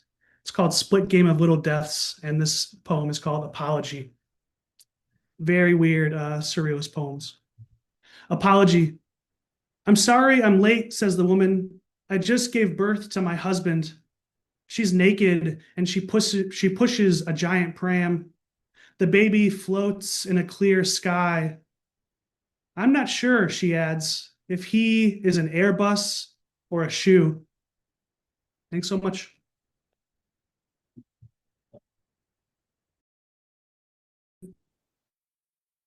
I feel like when I read Ben's poems or hear Ben's poems, they're short and it's like a bunch of tiny fractures to my brain because they happen so quickly and then they twist and then they go away and then here's another one and let's twist in a different way. And it's very interesting the way they the minimalism again. There's like you are an incredibly efficient poet because I mean you work with small size, but it's I don't know. It's like the philosophy almost of lyrical miracle, but it doesn't. I don't know. It's like a drier. It's weird. It's weird, and it's weird in a It's weird. different way than what I generally consider to be weird. Thanks so So I much. That really was super appreciate high your stuff. praise. I appreciate that. Thanks a lot. Just trying to put it together. We've got one more poet, and then we're gonna do some open mic stuff at the end. Alina, you ready?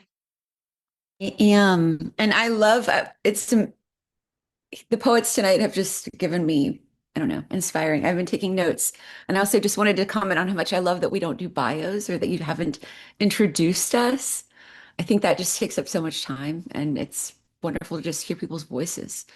So I'm going to start with an older poem that is just, I don't know, I just have a certain fondness for it and for the form in general. It's titled Apologia, and it's basically an apologia is the old rhetorical ancient form that's a sort of sorry, not sorry. I'll say I'm sorry, but here's why I don't think you're right. So this is titled Apologia. And I wrote it before the first Trump administration. At 22, I disappeared for a minute. I did not respond when you called me.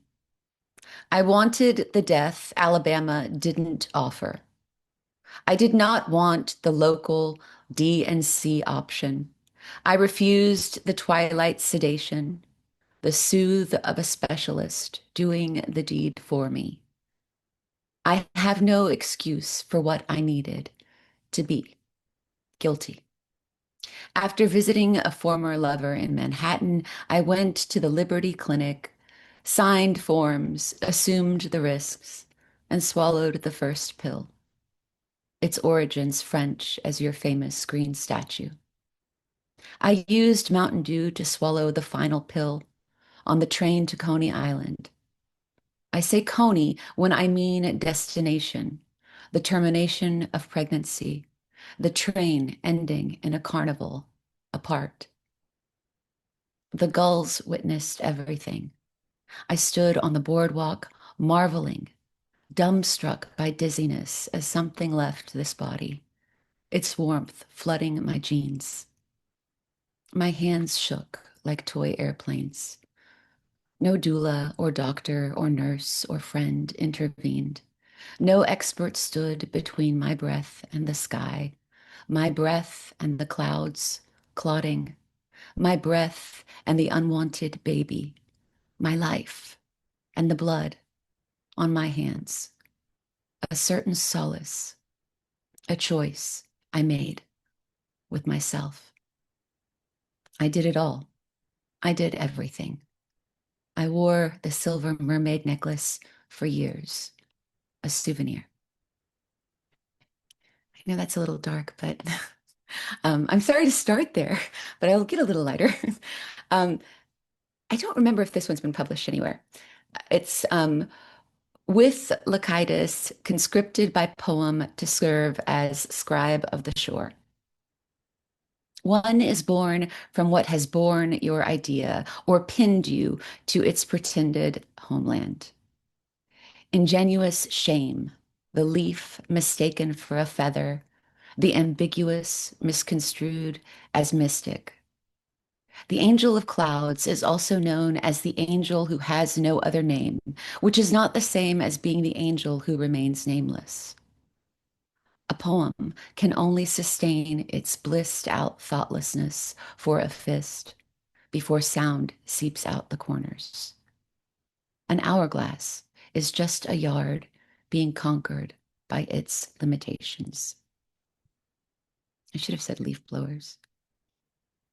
I'm going to read a couple of poems about Romania that are unpublished from a series of centos, and it's called the Eastern Bloc centos. And I went back through a lot. The ones that are in Romanian from Romanian poets are I translated them. There's just not enough Romanian poetry translated.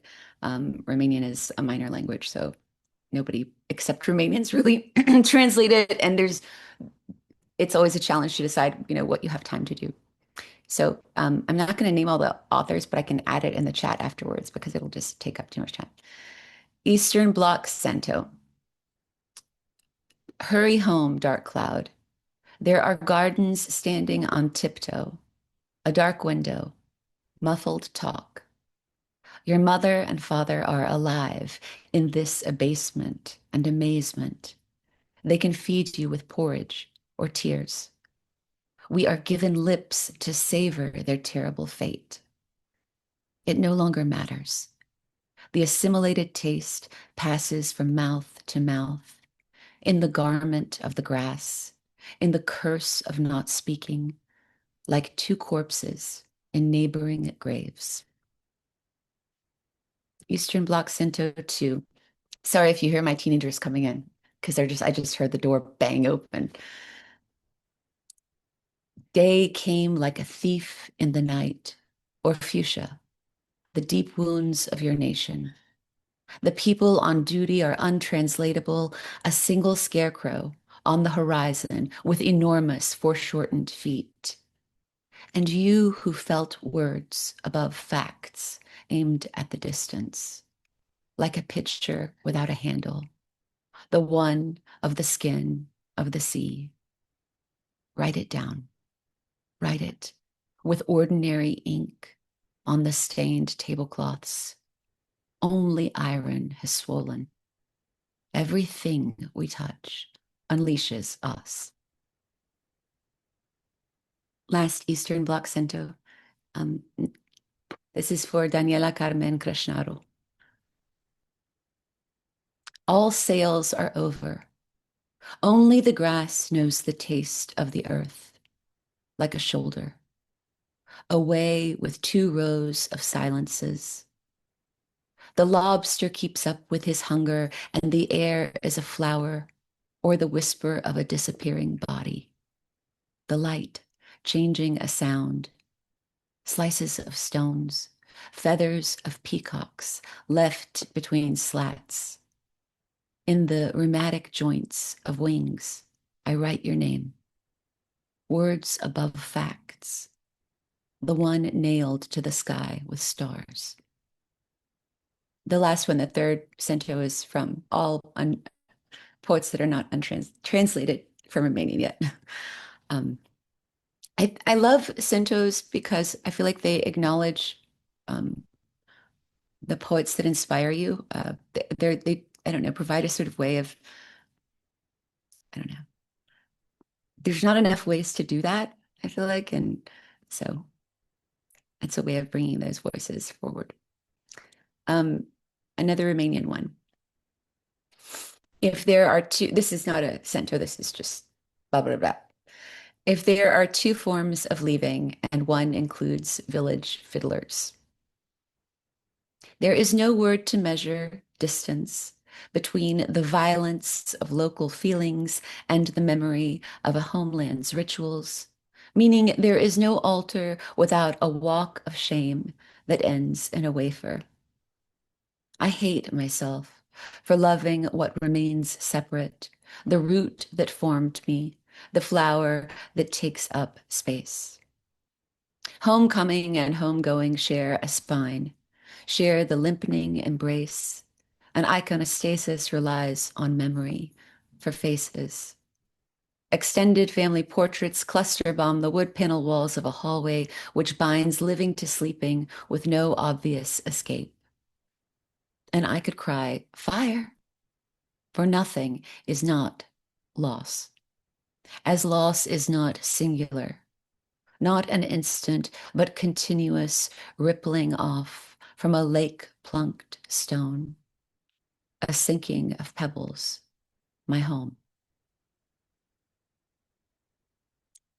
This one is an effort to bring a sort of there's some crazy ass myths in Romania, and one of them is about this monastery. It's the most beautiful monastery. It's up on a mountain, and the legend is that the architect who built it, no one could succeed in like making it stand up until the young architect who did it basically was told that if he got the only way that the walls would stay up is if he got his wife to come and be in the walls. And he was like, no, no, no. But then some of his friends told her to come and bring a sandwich. And if she brought that sandwich on that day, then it would happen. So anyway, it's a sort of foundational myth in Romania, but it's called The Myth of the Walled-In Woman, this poem is. And it's a retelling of that myth.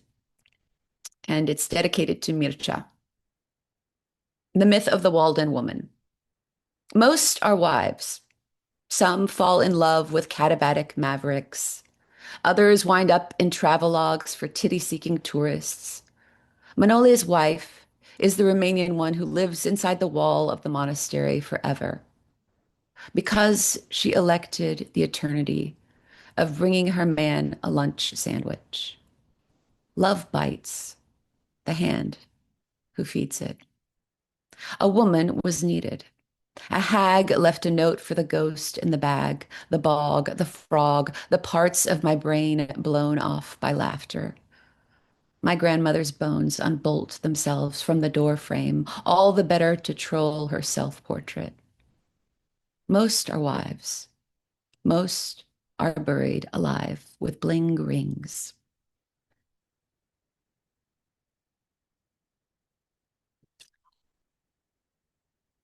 I think this one was published in Huzak, but I've never read it, so I thought I would. It's called Of Dignity. My husband is brilliant and statuesque when he does not speak. He poses like remorseless lead on the ripped up red chaise between towers of books and dead hydrangeas. Some flowers don't stink when they rot, which reminds me of Wittgenstein's Eastern Front diary, or the war between dying and writing and masturbation, the question of suicide, the way it just sits there. The tweed hat on the floor with its jutting lip, the hardness of an eye who'd rather touch you than it. The faux valor drafted to fit the worn silence. That started off as a sort of joke, a dare. A lot of poems and like stories, like the entire Celery sagas, are just basically things that my husband will say. I'll just put that in a poem, or that's some crazy shit you just said. Just why don't you put that in a poem? So I like it's sort of like a gauntlet that I pick up. And I think I'm going to do one more because I've gone on. So, my heart like a dog park. I wish my dog Radu were here, but he's not. So, my heart like a dog park, the kind with pliant plastic grass. The dogs in me get walked briskly, their eyes alone in their lonely, and being owned by competition and comparison, being tribed and bred by tribing. Even the leash grows taut with disinterest. There are two flavors of silence, but one remembers an apricot wig on a twig in a ditch. The fence is freedom. The trash is progress. The future is Bitcoin. A bird's voice can't descend into blues. The floor is the sky to some. I am one of them. Domesticated canines have evolved a unique muscle to make puppy eyes. The heart cannot tell its needs from its training. Thank you all.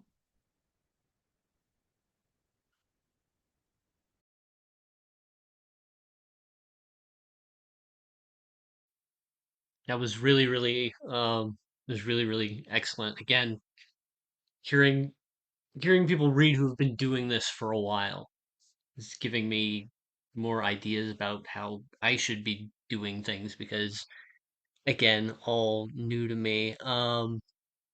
Because I started writing in March, and my aunt writes my poem or reads my poems. She reads my poems,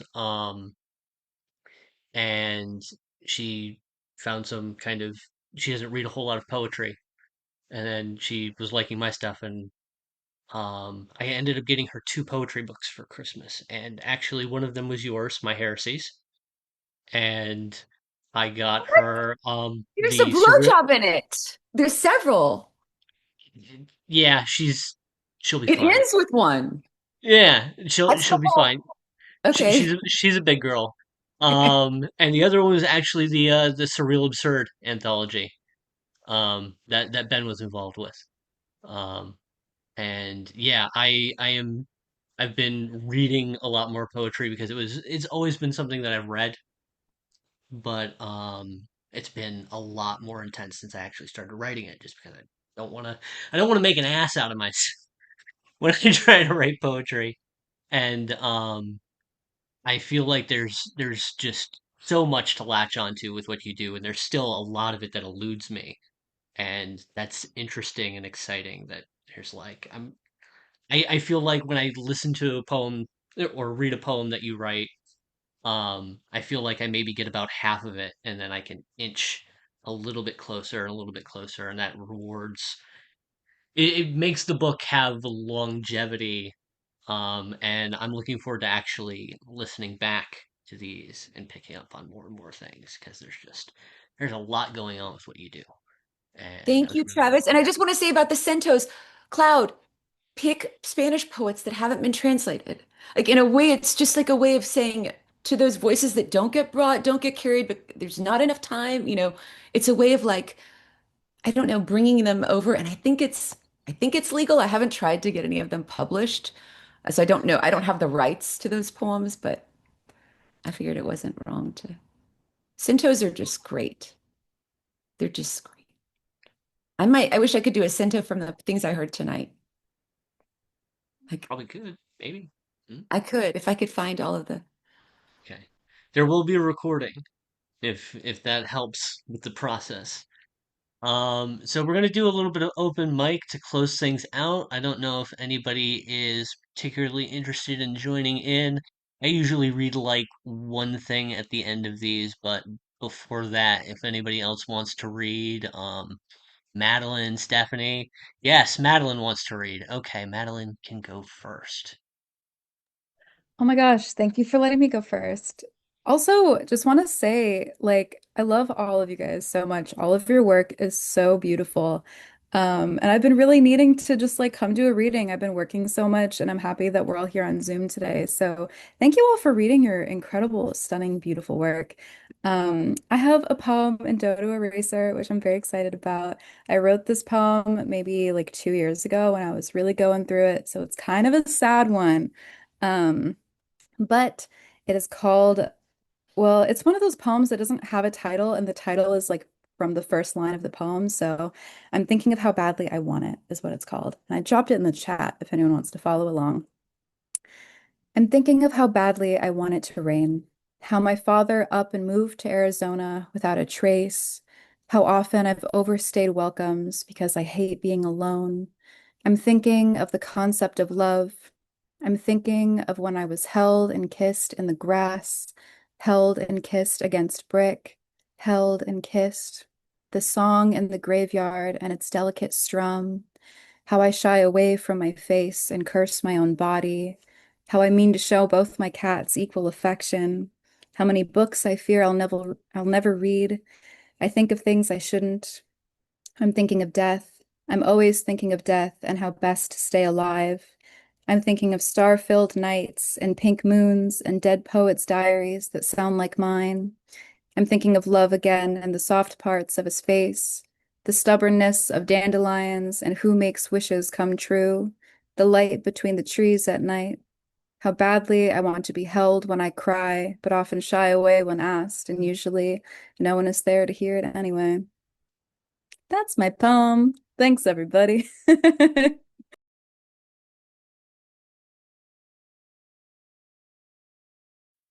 All right, ZH, you want to do something? Yeah, I'll do something. What's up? I'm in the kitchen. Can I read two? Is that okay? Yeah, all right. These are also Centos, but they're from stuff that's way stupider than everything than anything done earlier, so I apologize. This is called Poem for Barbara Corcoran and Lori Greiner.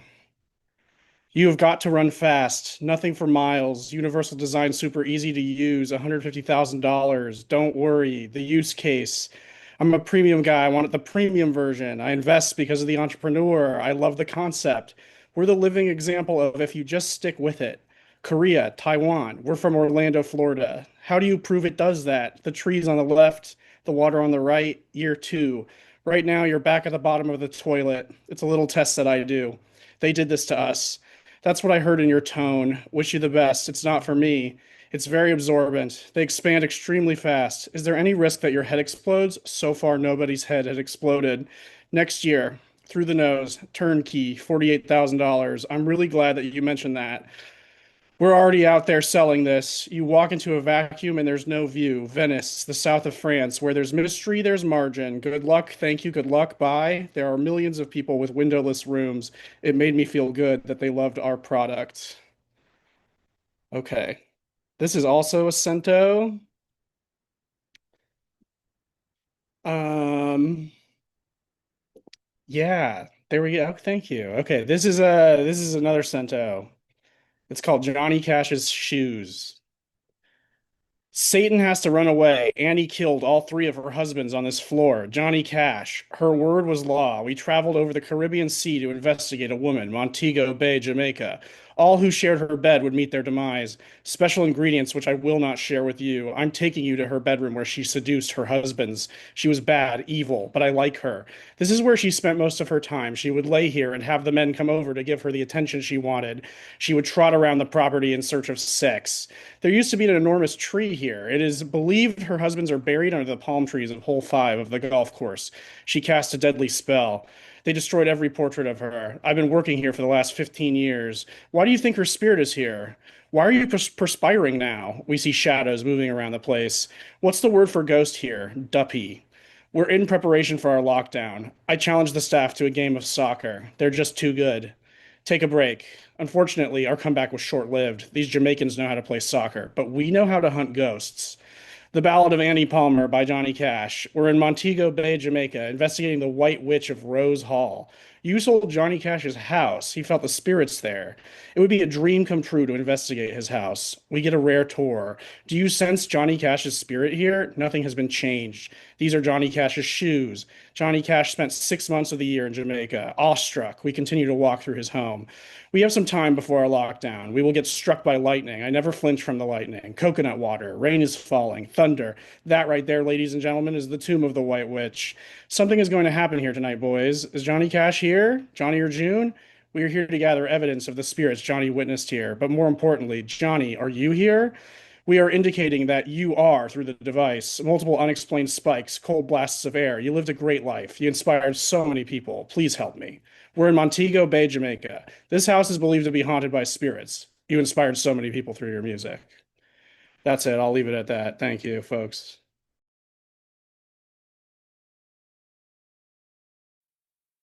That ruled. Does anybody else want to go? Benjamin Starr. Hey Yeah. everybody, thanks for having me.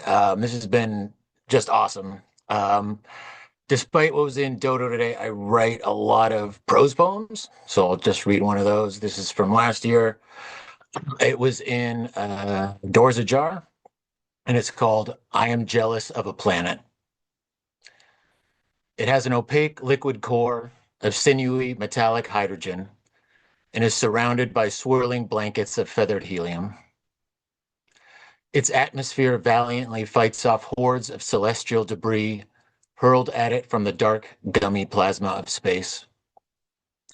And its many moons, constantly fawning over its shape, its blush, its pastoral temperament, are certainly worthy of envy. But I also think the planet is sleeping with my wife. She swears they are just friends, that they met at Jewish sleepaway camp the summer after 7th grade, bonded over Buffy fan fiction and a shared hatred of heavy bolts of duck canvas.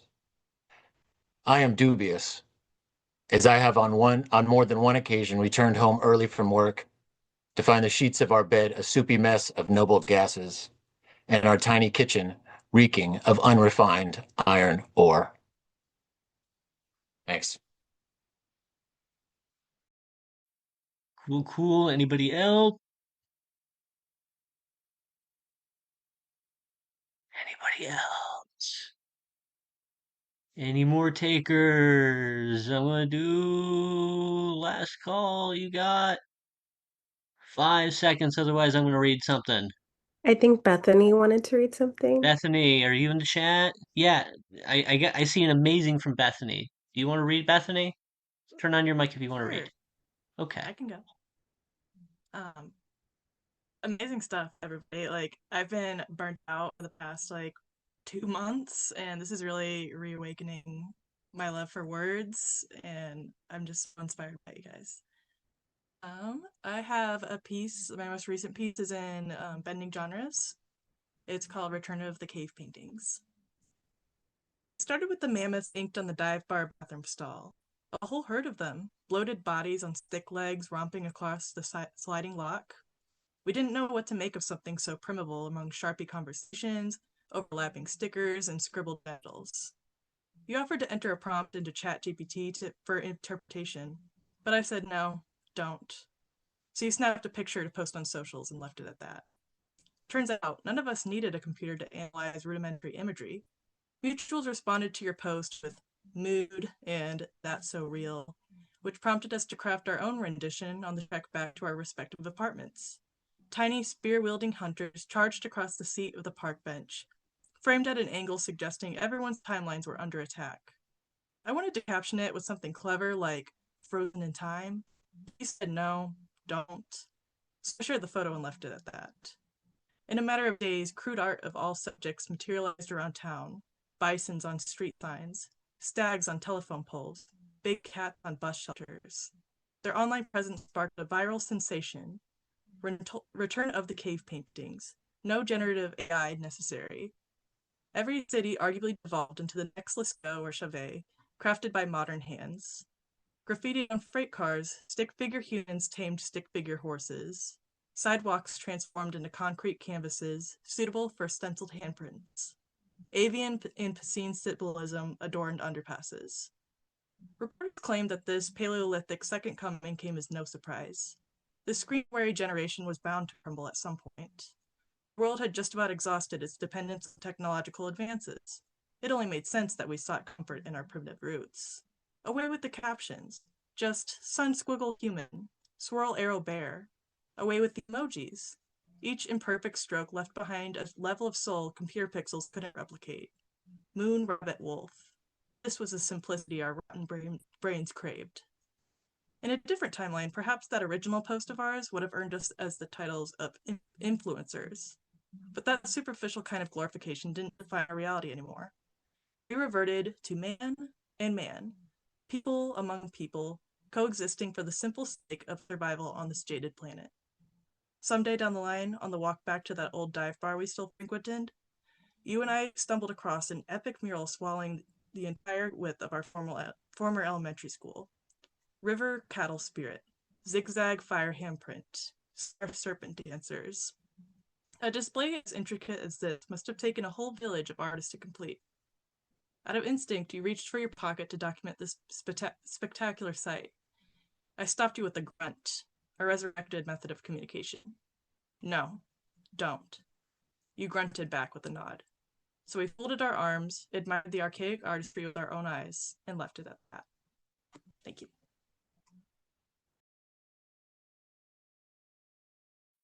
Great, great. Wade, did you want to do something? Stephanie, did you want to do something? Who wants to do things? Wade. I think I just saw you I going. can read Short y'all one? one. Yeah, it's fairly short. I don't know if it's prose or a poem or whatever you want to call it, but it's something. This is called Pieces. I'm working offshore in the middle of the fucking North Sea. It's cold as a motherfucker out here, and it's not built for Texans. But the money is good. It's scary as shit, though, out here on this rig. I sleep with 2 life vests on every night. The food was alright. The chef made some weird things, like ground beef he'd just flash on a grill, and then serve on bread with chocolate sprinkles. Right? Weird, but whatever. Another thing that sucks is most of these people out here hand-roll their cigarettes. The tobacco stings, and bits and pieces get in your teeth all the time. I'm in the bunk jamming on out to Bring It On Home by, of course, Led Zeppelin. My wireline buddy Raymond is complaining. God damn it, why are we listening to the blues? It's already raining hard as hell out here, Hand. This shit is sad. I want some sunshine and beer, man. Hold on, song gets badass. We'd sit for a while longer, smoking the last of my Camel filters, and the tape rolls on. We get the guitar riff. We get John Bonham hitting the Ludwig drums like they owed him rent. Ray smiled for the first time in a week. I felt bad for him. 8 days ago, he'd been the one trying to fish for pieces. When the weather gets angry, docking boats out here gets literally insane. 12-foot seas are fucking terrifying, man. Then you gotta worry about dock lines. These ropes are huge. They're 4 inches in diameter, sometimes 6. A greenhorn, a new kid, was trying to help tie off one of our supply boats when he walked in the wrong spot. Me and Ray had been out on deck working when we heard what sounded like a gunshot. Bam. These big-ass ropes do that when they snap together. The greenhorn kid was between them, and it sliced him in half at the waist. It was instant, not even a scream. He was 23 years old. Ray ran and tried to save his upper half before it slid into the water along with his legs. I ran behind Ray and pulled him back, with the goddamn rope sliding all over the place like a minefield. The seas were so rough that we couldn't get the crane basket down. Skiffs couldn't get out fast enough to even recover pieces of his body. There was nothing to be brought home. I lit another cigarette, and then the tape ended with a little click. Bam. Just like that.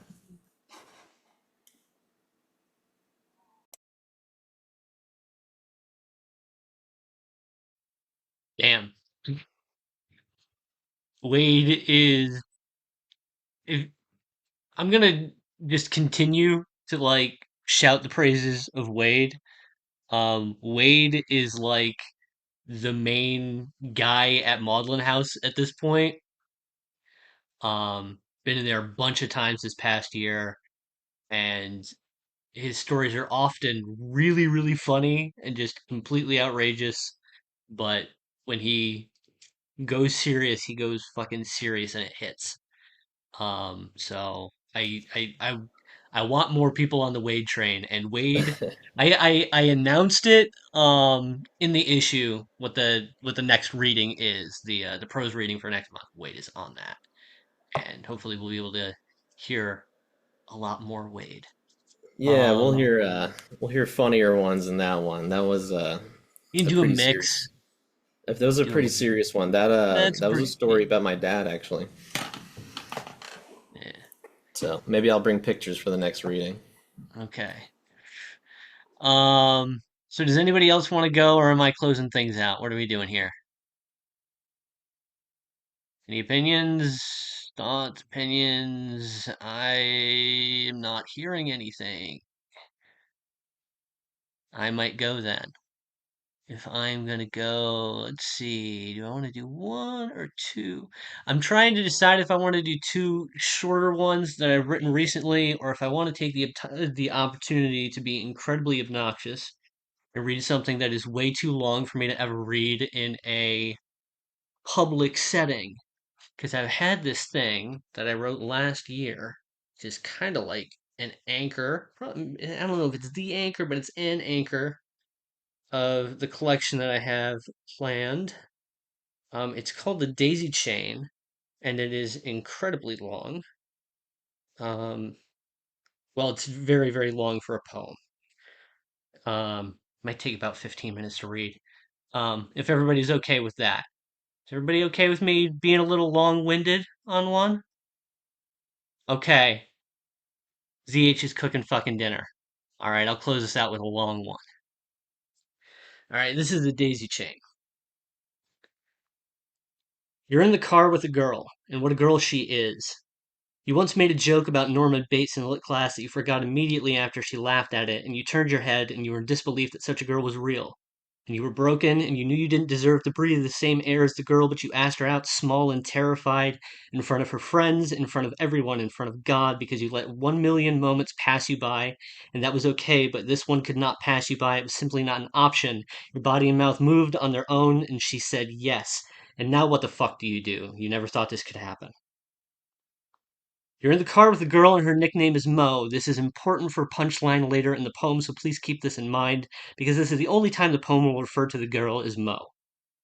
The girl has driven down to Houston from San Antonio for the week to see friends, cousins, and also you. What you are is unclear. Unclear used to work for you, but its benefits seem to erode with age.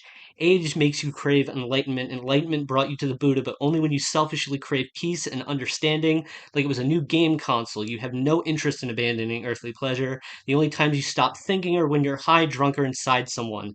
But when you're not, you meditate. It's the only way to not have a panic attack every 30 seconds.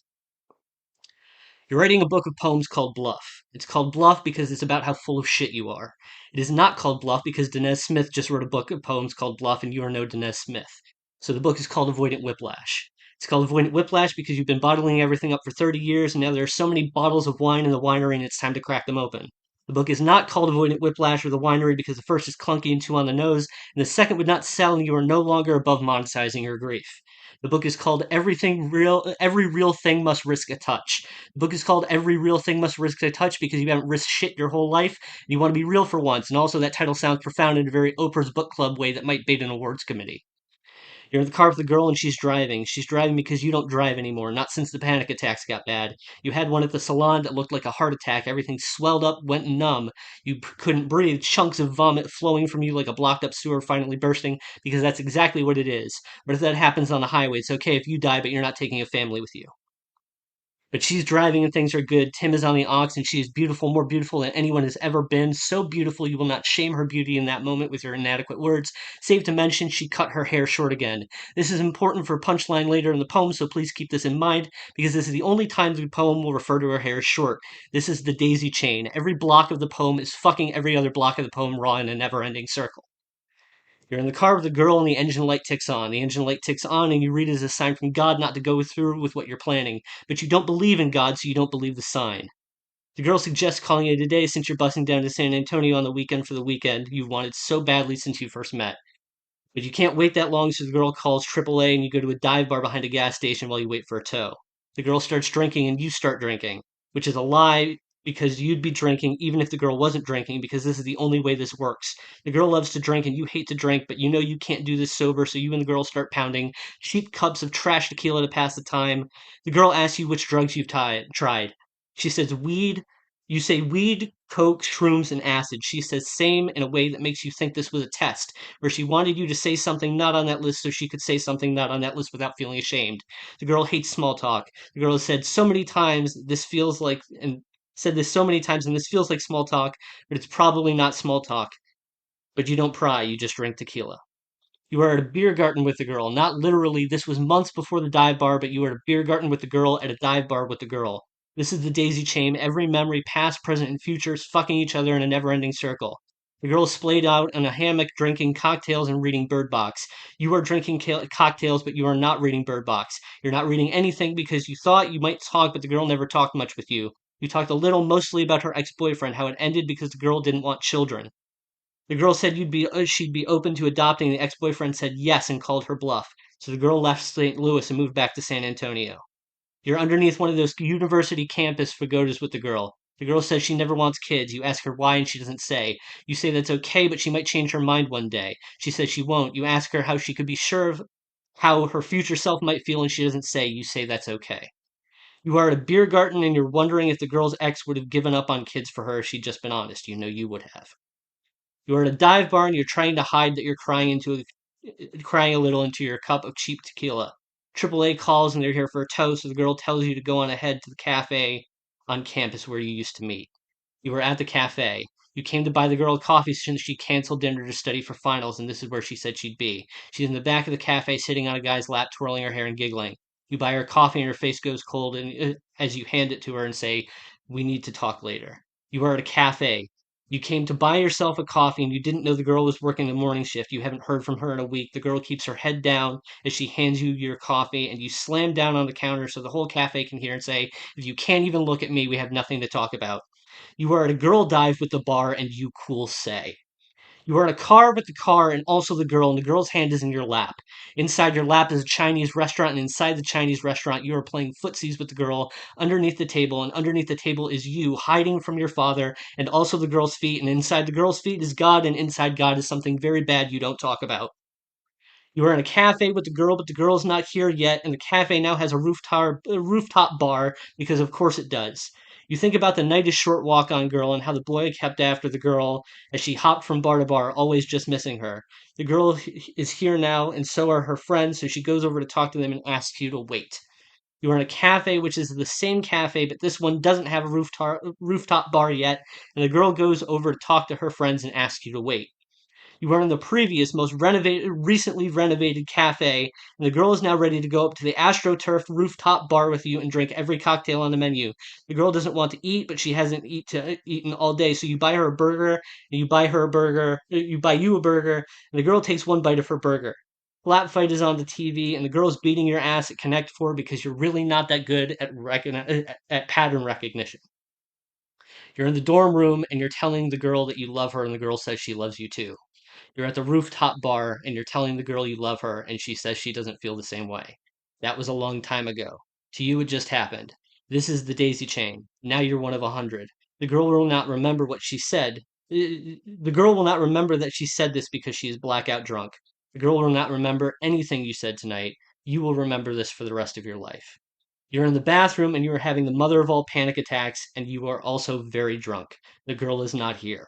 You're in the bathroom, which is a different bathroom, and you're not going to talk about who's here and what they're doing. You're in the bathroom, and inside the bathroom is the salon, and inside the salon is puke. So much puking and shaking, and people staring like they're about to see something cool happen. And inside all the people are different versions of you that live inside you. Everyone is here, and this is the daisy chain. Every you within you is fucking every other you raw in a never ending circle. You think of the night is short walk on girl and the boys' inner parliament. If you could commune with your inner parliament, you might ask them to divert funds from education to infrastructure. You collapse in the bathroom and you cut your finger and knees. You're bleeding on the tile floor and the girl is not here.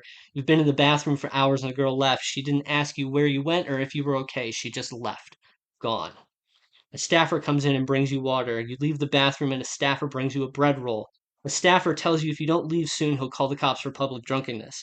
You try to tell the staffer that you're dead sober after all that puking, but your vocal cords are shot, so you just nod your head. You are splayed out on the lawn, real grass, in front of the cafe. You are hyperventilating. Every time you ventilate too hyper, a sheet of sandpaper sweeps through your innards. You are splayed out on the kitchen floor. The edits of your review of Moe's different Moe, who could be the same Moe album, have come in, and all the graphs have been reordered, and it doesn't make sense anymore. It did make sense, and now it doesn't, and now you have to make it make new sense. You are splayed out on the lawn. The grass is probably real in front of the cafe, and there are 6 girls and 2 boys, and none of them are the girl, and none of them are here. They are holding hands in a circle around you. This is the daisy chain. They are saying "I love you," but none of them are looking at you as you moan like a lump of wood in shop class on a real fake grass. There are stars in the sky, but you can't see them. The sky is a blurry ink pool come to bear down and scribble on your wood. You are in your dorm room and you are drinking. You are not eating. Food is for people. You get poisoned. Drink, drink, drink. The drink is a blurry ink pool come to bear down and scribble on your wood. You want to die slowly. You will do this for 10 days. You are in your room. You are not eating because it still hurts to eat, but you are not drinking. You want to live fully. You will never escape the daisy chain, but you want to live. You are writing a poem called The Daisy Chain. It's a little self-indulgent, and you never found a way to reserve the girl's short haircut. Safe to say that some things aren't meant to resolve. That's the daisy chain. You think about that book that's also a film. You know the one. The night is short, walk on girl. You think about how Rihaku said that a cold is evidence of how we're all connected. You think that's beautiful, even more beautiful than the girl. You think about all the films, games, songs, books, and people who have made you sick, and you think that's beautiful, even more beautiful than the girl. You think about all the yous within you and how they've always all been real, and you think that's beautiful. You hope someone reads this and they catch a cold and then they get better, like you're getting better. That's the daisy chain. I love you. That's it.